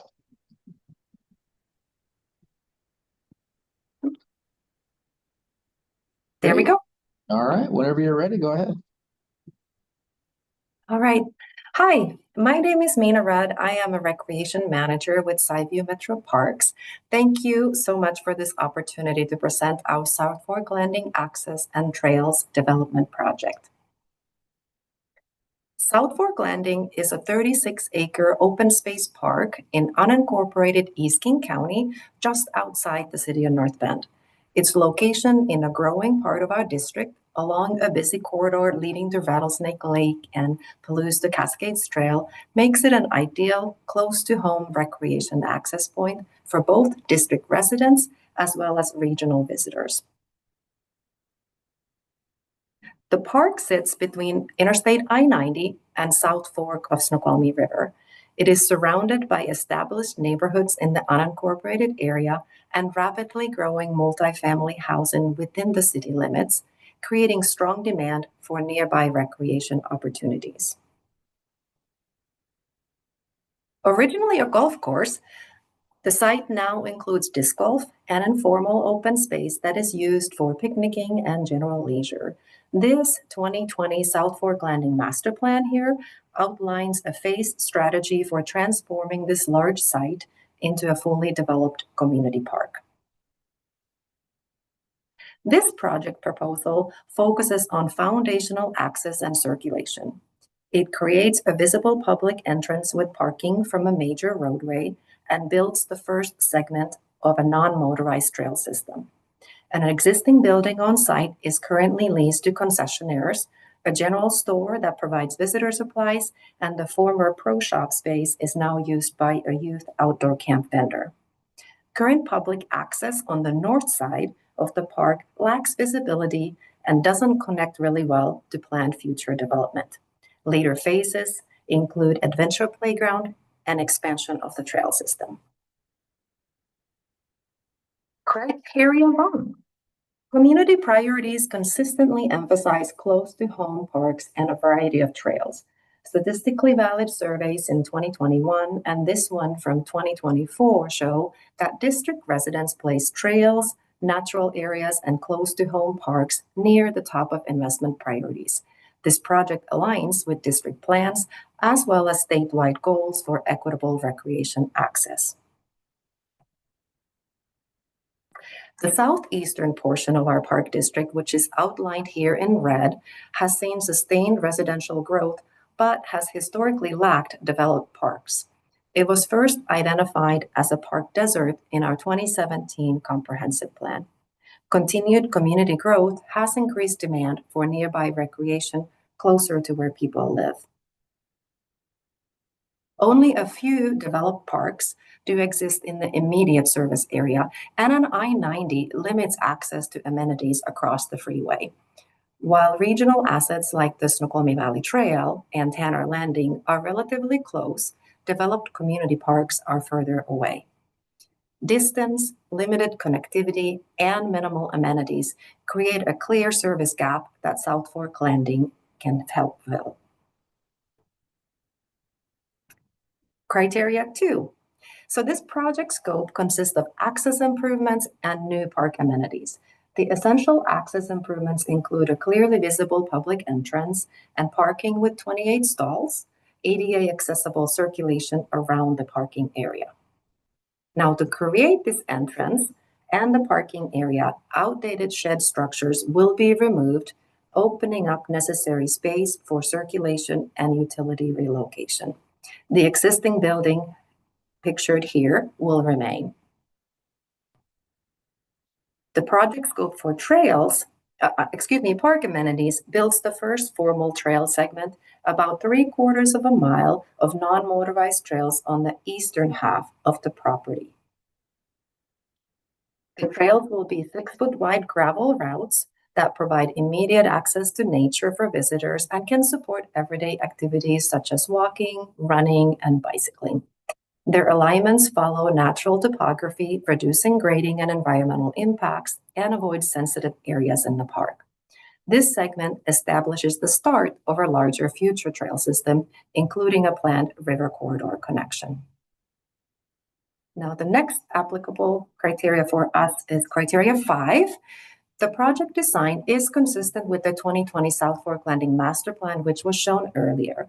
This new entrance design provides clear, welcoming starting point for recreation and future park development with safe, visible park access. It will also address adjacency to a neighboring private business by locating the entrance where public park access is clearly distinguished and easier to find. The trail design reduces recreational conflicts through better activity separation and site-appropriate alignment. Routing trails along natural drainage patterns protects resources, minimizes disturbance, and discourages informal paths that are on site today. Criteria 6. The $1.5 million budget is based on a detailed cost estimate from Berger Partnerships, which is informed by current pricing and full site investigations. Entrance and parking improvements do represent major cost components due to the necessary utility work.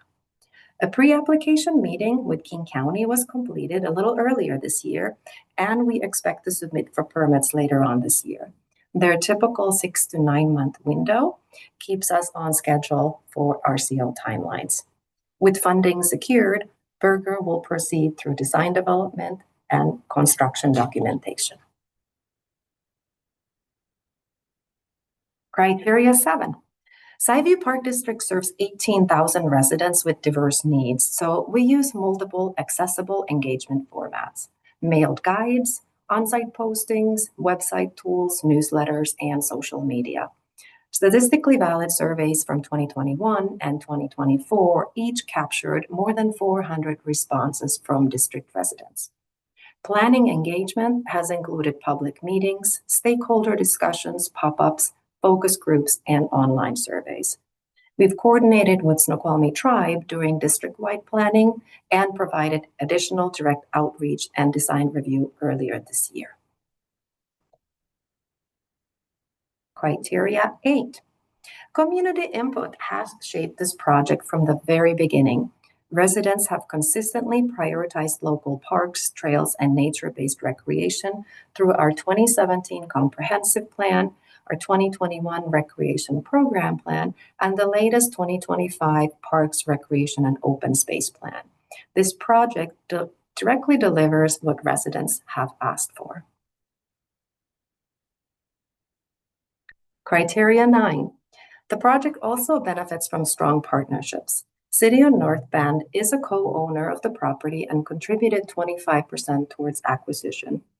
King County District 3 Council member supports this project, which aligns with King County's goals for equitable park access and sustainable recreation. The on-site concessionaire provide visitor support with supplies, rentals, and youth recreation programming. And local disc golf volunteers provide ongoing in-kind maintenance and course improvements. Together, these partners strengthen stewardship, community use, and long-term project success. Criteria 10. This project uses durable, low-impact materials. Gravel trails provide stable, low-maintenance surfaces and help prevent informal paths that can lead to erosion. Now, converting portions of the former golf course lawns to native plantings lowers irrigation needs and improves ecological function, supporting long-term sustainability. Protecting water quality near the Snoqualmie River is essential. Old golf maintenance areas lacked modern treatment, but new stormwater systems will meet current King County standards, reducing sediment and improving aquatic habitat. Additionally, concentrating construction in previously used areas minimizes site disturbance and supports long-term sustainability. Criteria 11. South Fork Landing operates as a budget-neutral park today. This project builds on that efficiency through logical phasing, reduced repeated mobilization, and early design work that was funded through King County Parks Levy Grant, helping offset inflation.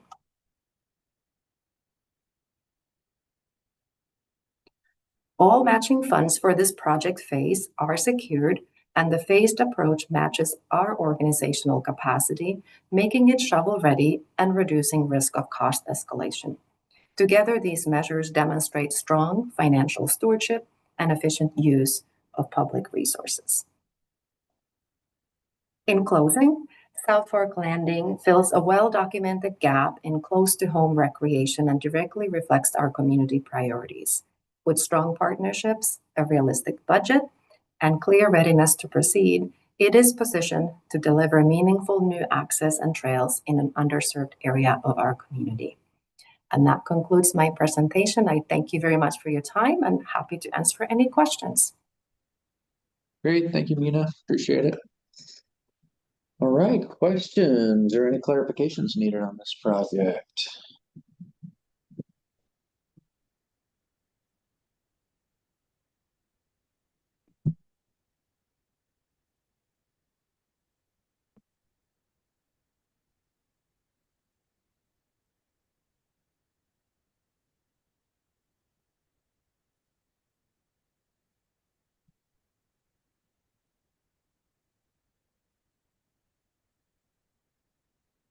Seeing none, looks like you touched on all the criteria, so nice job. Appreciate that. I thank you very much for your time. Yeah, thanks for sharing your project and have a good afternoon. You do the same. Thank you. All right, bye-bye. Bye now.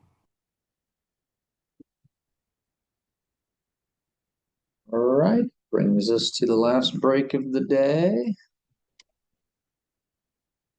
Let's see, and then we're back at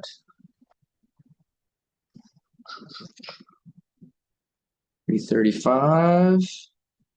Yeah, so come on back just a little before that. We got two more projects, both City of Auburn, and then we'll wrap up for the day. So thanks, see you in a bit.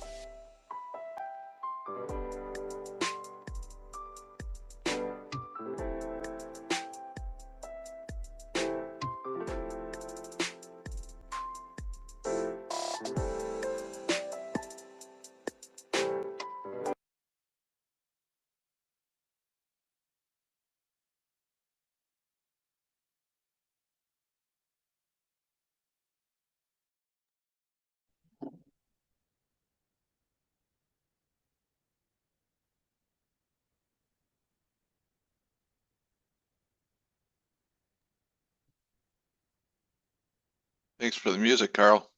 Got it that time. All right. Yeah, there's a little box to share the sound, and it helps when you check that box, apparently. Nothing like piano elevator music to make your day. So Oh, absolutely. Well, I'm here to help. thank you. All right. Let's see. Some reason I've lost the little video of everybody. I can't see everybody. I don't know what happened. Can you guys still see each other? Can you see me? I went into, there we go. Hey, Thaniel, looks like you're here, ready to go. Welcome. You're our closer today. Now I can see everybody. I don't know what happened with my setting, but all right.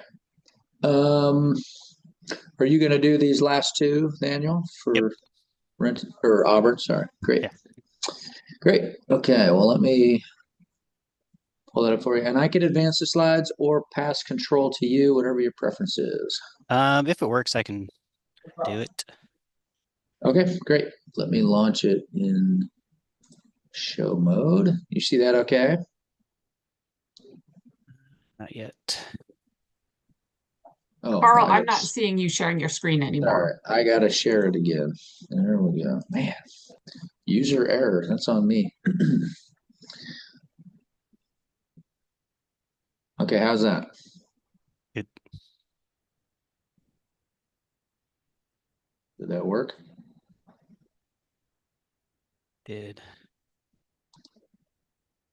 I keep losing the video of everybody. Strange. You can see the PowerPoint though? Yes. Okay, good. All right. I will pass you control. There you are. Go ahead and click on the screen and that should activate it for you. All right. Oh, let's see. How do I go backwards? You should be able to use the arrows on your keyboard, arrow up or arrow left. There we go. Yeah, there we go. Just a little delayed there. Sorry about that. No worries. Well, whenever you're ready, go ahead. All right. Thank you, our CO Review Committee. Appreciate you taking your time. And good afternoon. I'm Thaniel Gauk with the City of Auburn Parks Department. Today, I'm presenting on the replacement playground project at Veterans Memorial Park here in Auburn. Just a little bit of context. Auburn is located in South King County, so just south of Kent. We have a portion of our city in also Pierce County, but this project is in South King County. Zooming in a little bit, image on the right, orange outline would be the city limits.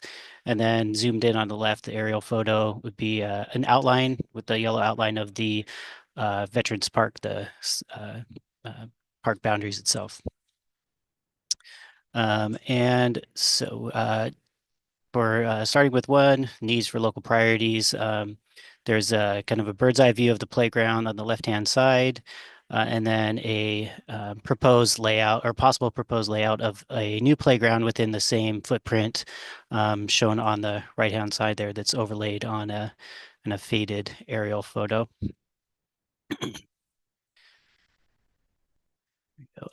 So just kind of going along with the needs for local priorities, we had our Parks and Recreation Open Space Plan or the PROS plan that we did 2 or 3 years ago that had a survey that was sent out citywide.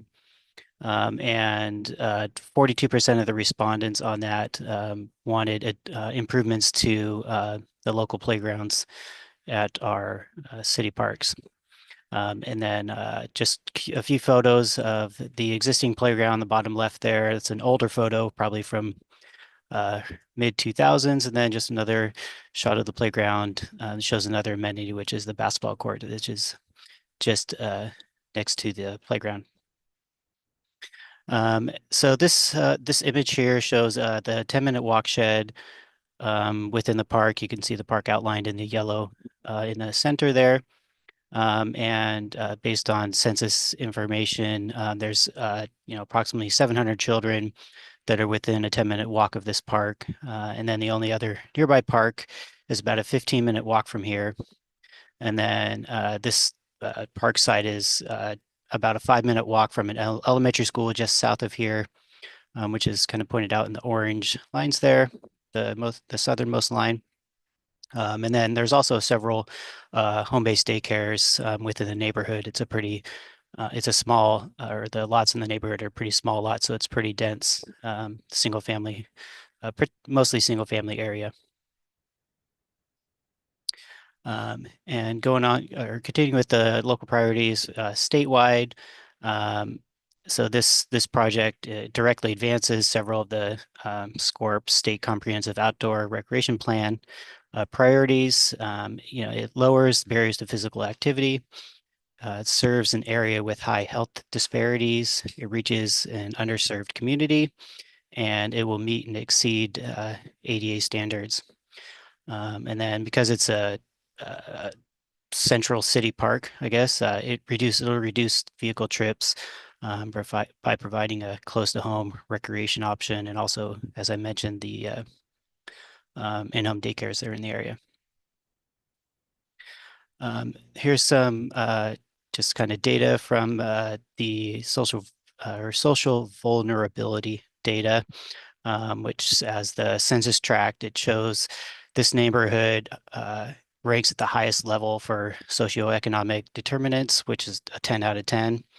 And then the social vulnerability index, 8 out of 10. Race, ethnicity, and language is also an 8 out of 10. And these rankings just kind of underscore the equity importance of improving the playground in this downtown area. All right, so just some images of the existing playground. You can see it's you can tell it's an older version of a playground. It's currently it's outdated. It's underutilized, and it has clear access barriers. For instance, people with limited mobility. Parts for this playground are no longer available. So if something breaks, like one of the decks, we can potentially get something that might replace it, or more likely we would just have to close off those sections. And that just makes ongoing maintenance difficult, and just essentially further reduces the value to the community. And here's a few more slides of the playground. You can see the old school metal slide there, which I doubt gets used too much, especially on sunny days. I'm sure we've all been down a metal slide in the summer at some point in our lives. Number 2, project scope. So just a description of the park. The park is completely flat. It's about 7 acres. The other amenities include the basketball court, which was shown earlier, open grass and field areas. We have a rental building there, a restroom building, and then of course the playground. And then some images on the left-hand side of the slide there. This is also the celebration point for our annual Veterans Day Parade. And then this project would obviously replace the current dilapidated playground with a new, fully accessible and modern designed playground. And then this kind of goes further along with that, just showing where the existing site features are located in relation to the playground. Playground would be shown on the left-hand side of the aerial photo there, with the large open concrete gathering area shown right next to the playground, and then the other amenities that are within the park boundaries. And just kind of giving you a context of how the playground sits within the larger park itself. So here's going again with the number 2 project scope. There's a before image on the left-hand side that has, as I mentioned, the current equipment has parts that are not replaceable, has access barriers. You can see the curb drops into the wood chips. And it's just a underutilized space that limits, especially like multi-generational use. On the right-hand side is one of the proposed options, kind of an after version of it that'll deliver a modern playground that's designed with universal design principles, a seamless ADA transition and access into the playground to enhance circulation, and then providing an enhanced gathering space in the city's downtown. Moving on to number 5 for project design for fit. This particular design or whichever final project that we go with, it's a strong fit for the site. It stays within the existing footprint. It incorporates inclusive play components, use the port-in-place rubber surfacing, and it'll retain the existing ADA access points and also create essentially a larger area that anybody can go into and out of the playground. And as I mentioned, this is one of the potential playground layouts that could be used for the site. Here's another image showing the same playground layout they showed on one of the first slides, just with the existing playground footprint. You can see the red outline is where the existing concrete curb is that was shown in the previous images. Excuse me. So these ones, it's kind of hard to see on this particular one, so I zoomed in there that shows the different age-separated play zones, and then how the playground will function as both a neighborhood amenity and a downtown destination. And just another zoom in of the age-separated play zones and different options. Moving on to project design and budget. There's a cost breakdown on the right-hand side there of the different play sections. The total comes out to about $340,000. This was based on an estimate we received for a playground supplier that covers equipment for ages 2 to 5 and 5 to 12. Also includes the demolition, chip removal, the base rock, as I mentioned, the rubber port-in-place surfacing, installation freight, all those type of things. And then there's also 24,000 included in there for the required cultural resources study.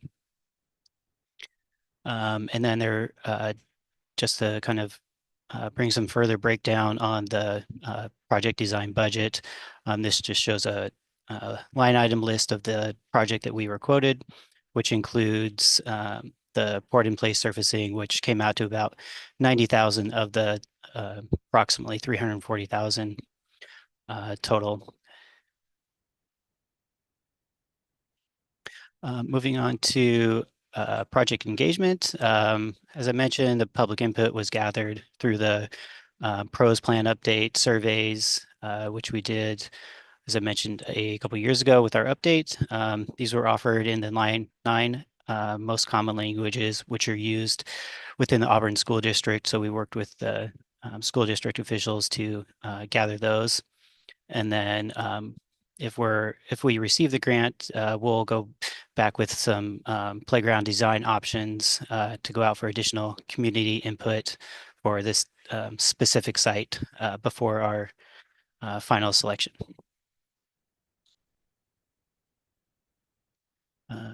And then, so combining our project engagement for 8 and 9, our outreach and partnerships, sorry. As mentioned, we did our pro survey, and with those surveys, we posted in every one of our 35 plus city parks, we posted A-board signs to get or to offer additional accessibility and options for people to submit those surveys. And then we also had input at our farmers markets and pop-ups and different pop-up events, such as the city's overall comprehensive plan update process, which happened concurrently with the pros plan. And again, the results of these surveys consistently showed strong support for improving the neighborhood parks and also the playgrounds. Moving on to 10, sustainability. For siting and materials, as mentioned, we'd be using or utilize the existing footprint. And then for the port in place, there's a kind of generic detail in the upper right there. This will be permeable surface, and then with adequate stormwater controls underneath. And then in the event there is, some major rain events like we've had over the past couple years, it would sheet flow to the existing grass areas that surround the park to the other three sides, north or the northwest and east. Excuse me. And then, as mentioned, the port in place surface would also provide full access for users of all abilities. And for sustainability and social factors, as mentioned, the park's only a 5-minute walk from an existing elementary school. And then this new design will support multi-generational and limited mobility users. Because the park is the focal point of the annual Veterans Day Parade, this renovated playground would strengthen the important community gathering space that this park offers. For 11, cost efficiencies, and I apologize, I put 185,000 in for these, but it would actually be about 170,000. But we have appropriated 50% of the park or the playground replacement project from our King County Parks levy as our match. And then we are requesting the additional, and again, about 170,000 through this RCO grant program. And just kind of some of the images on the right-hand side are just showing we have a strong track record of community partnerships, including previous Kaboom playground builds. And then we have ongoing community support for different parks or different projects, such as our annual clean sweep, which is just an image on some of the attendees from this last year. Last year, we had about 500 people doing projects at 13 different parks, doing different things such as spreading play chips and beautification, those types of things. And that is what I have for the Veterans Park playground replacement, and I appreciate your time. Great, thanks, Daniel. Questions or clarifications needed from the committee?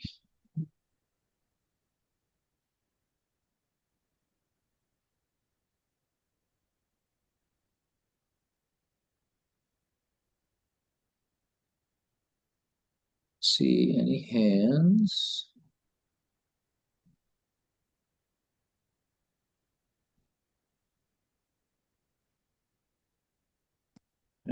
Stop sharing for a minute so I can see all your faces. All right, anything else on this first project from Auburn? Oh, looks like you hit all the criteria. Nice work. See if I can figure out how to get my video back. When I stop share, for some reason I can't see anybody anymore. What's happening?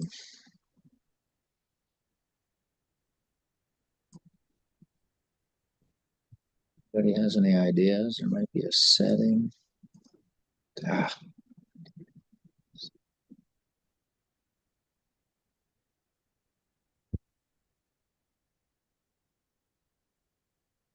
I don't know. Maybe it'll come back.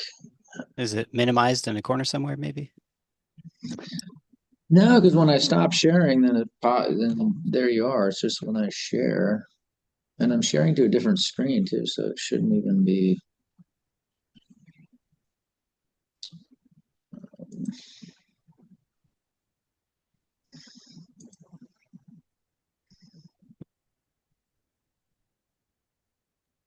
I don't Hey, know. Carl, is it your Guess I won't viewing worry mode about it. once you share? What's that? Is it your viewing mode once you're sharing? You know, you could just have it on presentation only or something.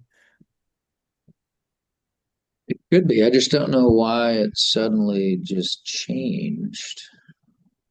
Because all day it's been fine. I don't see anything in video settings.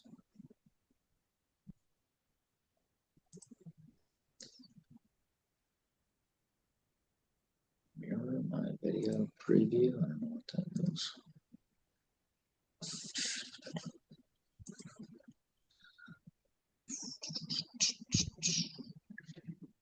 Well, I guess I won't worry about it. Everything else seems to be functioning fine. So let me share again. And get to your next presentation.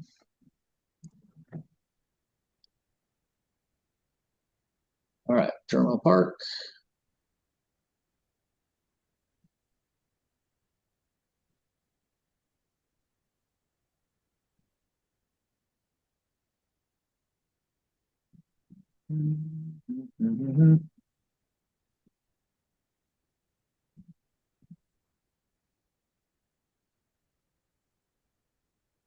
All right, can you guys see the PowerPoint okay? Yep.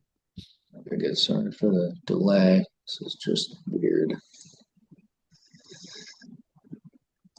All right, I'm gonna share Daniel. All right, go ahead and click on the screen again and see if you can take that back. There we go. Perfect. All right, whenever you're ready. All right. Thank you, Carl. Once again, good afternoon, review committee. I'm Daniel Gauk with the City of Auburn Parks Department. And today I'll be presenting on the playground replacement project for Terminal Park. Just kind of zooming out, Auburn is located in South King County, and just a kind of zoomed out image there of a regional location, starting with the number one needs for local priorities. Zooming in a little bit, this shows area, or I'm sorry, shows a more zoomed in location of the park, which is again located in the city of South King County. The neighborhood in general kind of has a real equity and access gap issue. The only fully inclusive playground that we have in the area is across Highway 164 or Auburn Way South, which is a 5-lane road that kind of cuts through the middle of the city. The existing playground at Terminal Park, it uses wood chips or wood chip surfacing. That's extremely difficult for limited mobility users to navigate. The only ramp that we have just kind of dumps straight into the play chips, and I'll show you some images in future ones. And with the existing playground, there's no accessible play components to it. And just a quick data fact, the surrounding census tracts have about 7,000 people per square mile, with approximately 1,000 youth within this area. And just kind of going on the additional details for the site location. Originally, the Northern Pacific Railroad established the neighborhood in 1913, and then with that dedicated this park area at the same time. It's served as a neighborhood park for over a century, and then here you can kind of see its relation or location relative to the broader city and the immediate residential streets. And I apologize, my yellow box is a little bit off in the bottom left image. Should be just a little bit up to the right.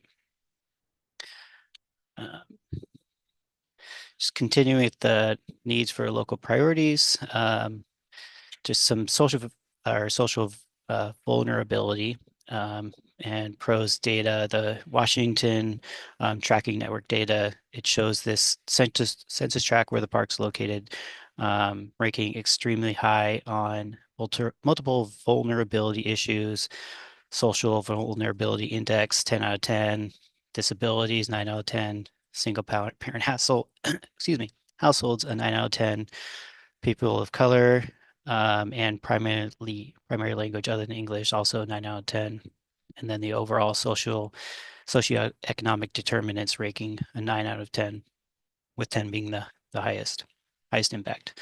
Our recent PRO survey or plan survey, Parks Recreation Open Space Plan or PROS, surveys also confirm strong community desire for improvements to neighborhood or park playgrounds. Oops, let me get my arrow. And so the kind of lighter gray area there that circles the terminal park, which is shown in the middle, is the 10-minute walk of terminal park that has approximately 1,000 children within that 10-minute walk area. And as mentioned, the only other nearby park is a 15-minute walk across of Highway 164. This particular park site is minutes from both public and private schools, and it also sits in the middle of a dense residential neighborhood.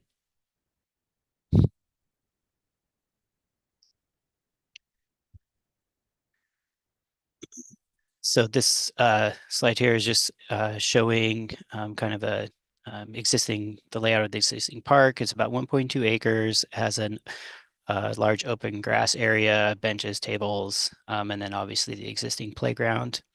There is an existing ADA access points into the park, one into the playground itself, shown on the bottom of the aerial image on the right-hand side there, that connects to the existing sidewalks. And then there is an existing sidewalk on the top or east side of the park where that white car is in the road there. And if we're granted the grant for this playground, we would add an additional ADA access path from the existing sidewalk to connect into the playground area.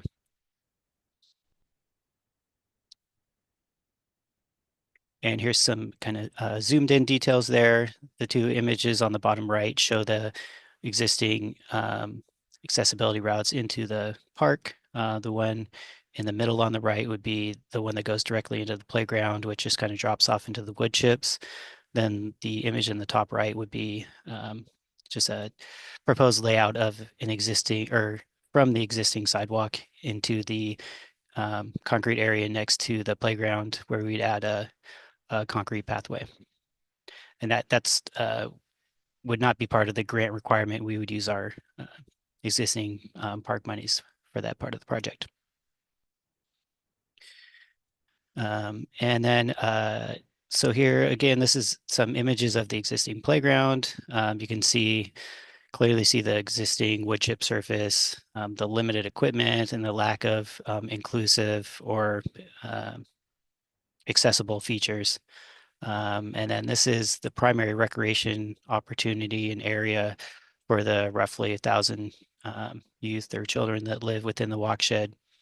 And it never did and no longer meets modern accessibility or safety expectations. And a few more images of the existing playground itself. And moving on to project scope, just overview. As I mentioned, this project would be a full playground replacement within the existing playground footprint within the park.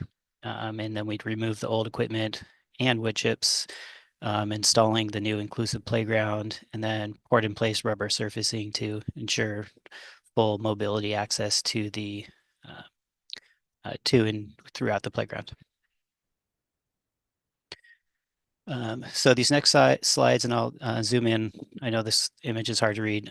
These slides, they show one of the conceptual layouts that was developed with one of our playground consultants. And then the design includes separate play zones for ages 2 to 5 and 5 to 12.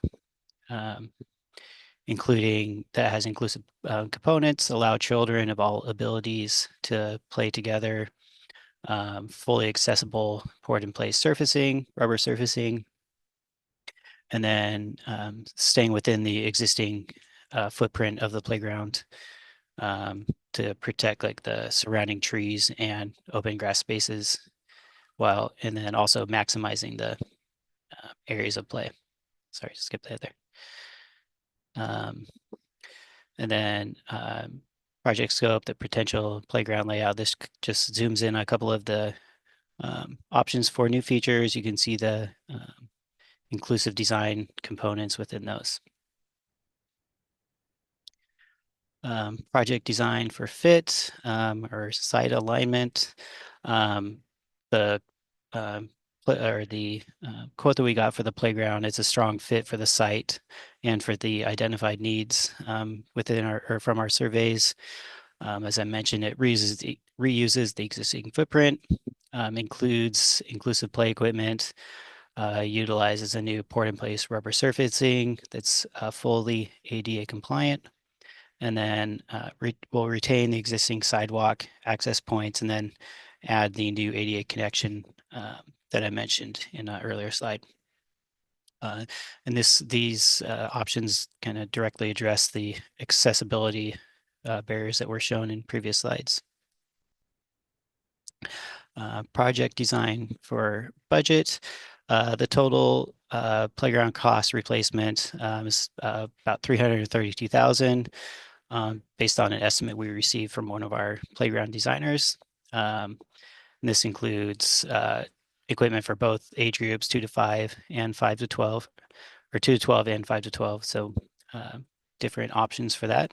It includes demolition, chip removal, base rock for the for the surfacing, material installation for the port in place surfacing, and then freight among the other minor items. And then we budgeted also about $25,000 for the required cultural resources work. And that's some on the left-hand side is a breakdown of the quote that we received. Details on the right-hand side there. It also shows the port in place at about 80,000 of the 332,000. For number 7, project engagement, public input came through our PROS plan update process, which included both text and map-based surveys that were offered in the 9 languages, or 9 most common languages that are used within the Auburn School District. Once we have a preferred layout selected, we'll bring the specific playground design options from this this playground, as well as some other ones from other manufacturers, back to the community for additional input and questions and answers on what the community or what the surrounding community is looking for.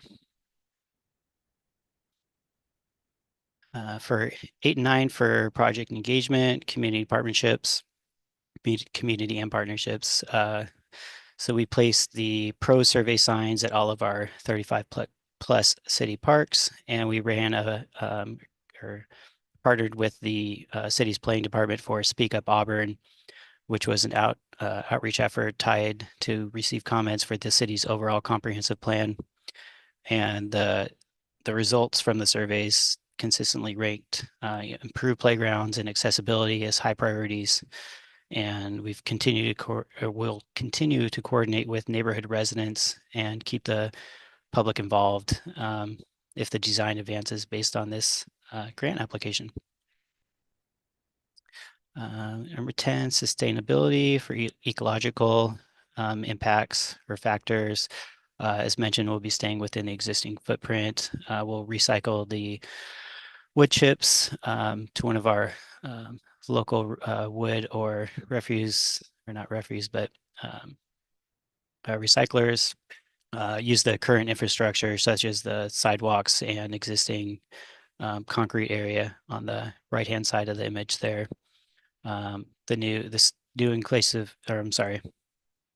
The image on the bottom left, which is just a image of a potential storm drainage system that'll be installed under the poured in place surface to protect this investment and reduce long-term maintenance.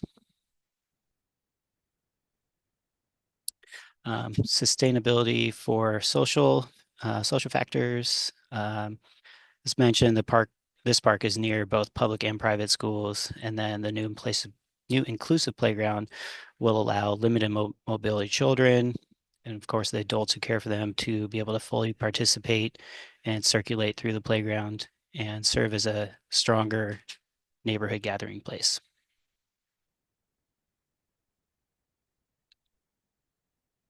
So I think I clicked it twice. And then sustainability for economic factors.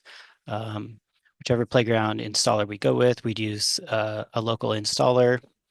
And then our existing trees that surround the playground and the vegetation would be protected.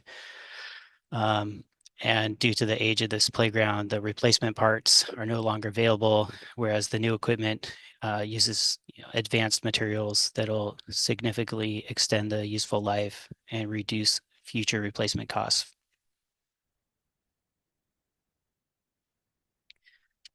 Moving on to 11, the cost efficiencies. The city has set aside $185,000 from our King County Parks levy monies for the 50% match for this, and then the grant application is requesting $185,000 to complete the funding for this playground placement. And this same funding approach was used to successfully deliver a recent playground replacement a couple years ago up towards kind of North Auburn, which is an image shown on the right-hand side there. That particular one, we didn't do the poured in place, but it's well used by children during when their siblings have baseball practice, softball practice, or soccer practice at the park that playground's located. And kind of the neighborhood identity and history, they're already kind of celebrated with interpretive signage at this park and then at the surrounding schools and such, and just a screenshot of the sign that's posted out at the park there. And that is the end of my presentation, and appreciate you listening. Great, thank you, Nathaniel. All right, questions or clarifications needed on this project?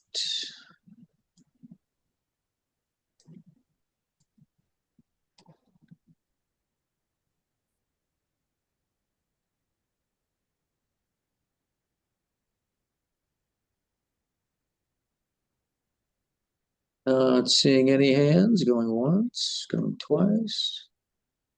Thank you. Touched on all the criteria for both of them, so nice job. Thank you for that.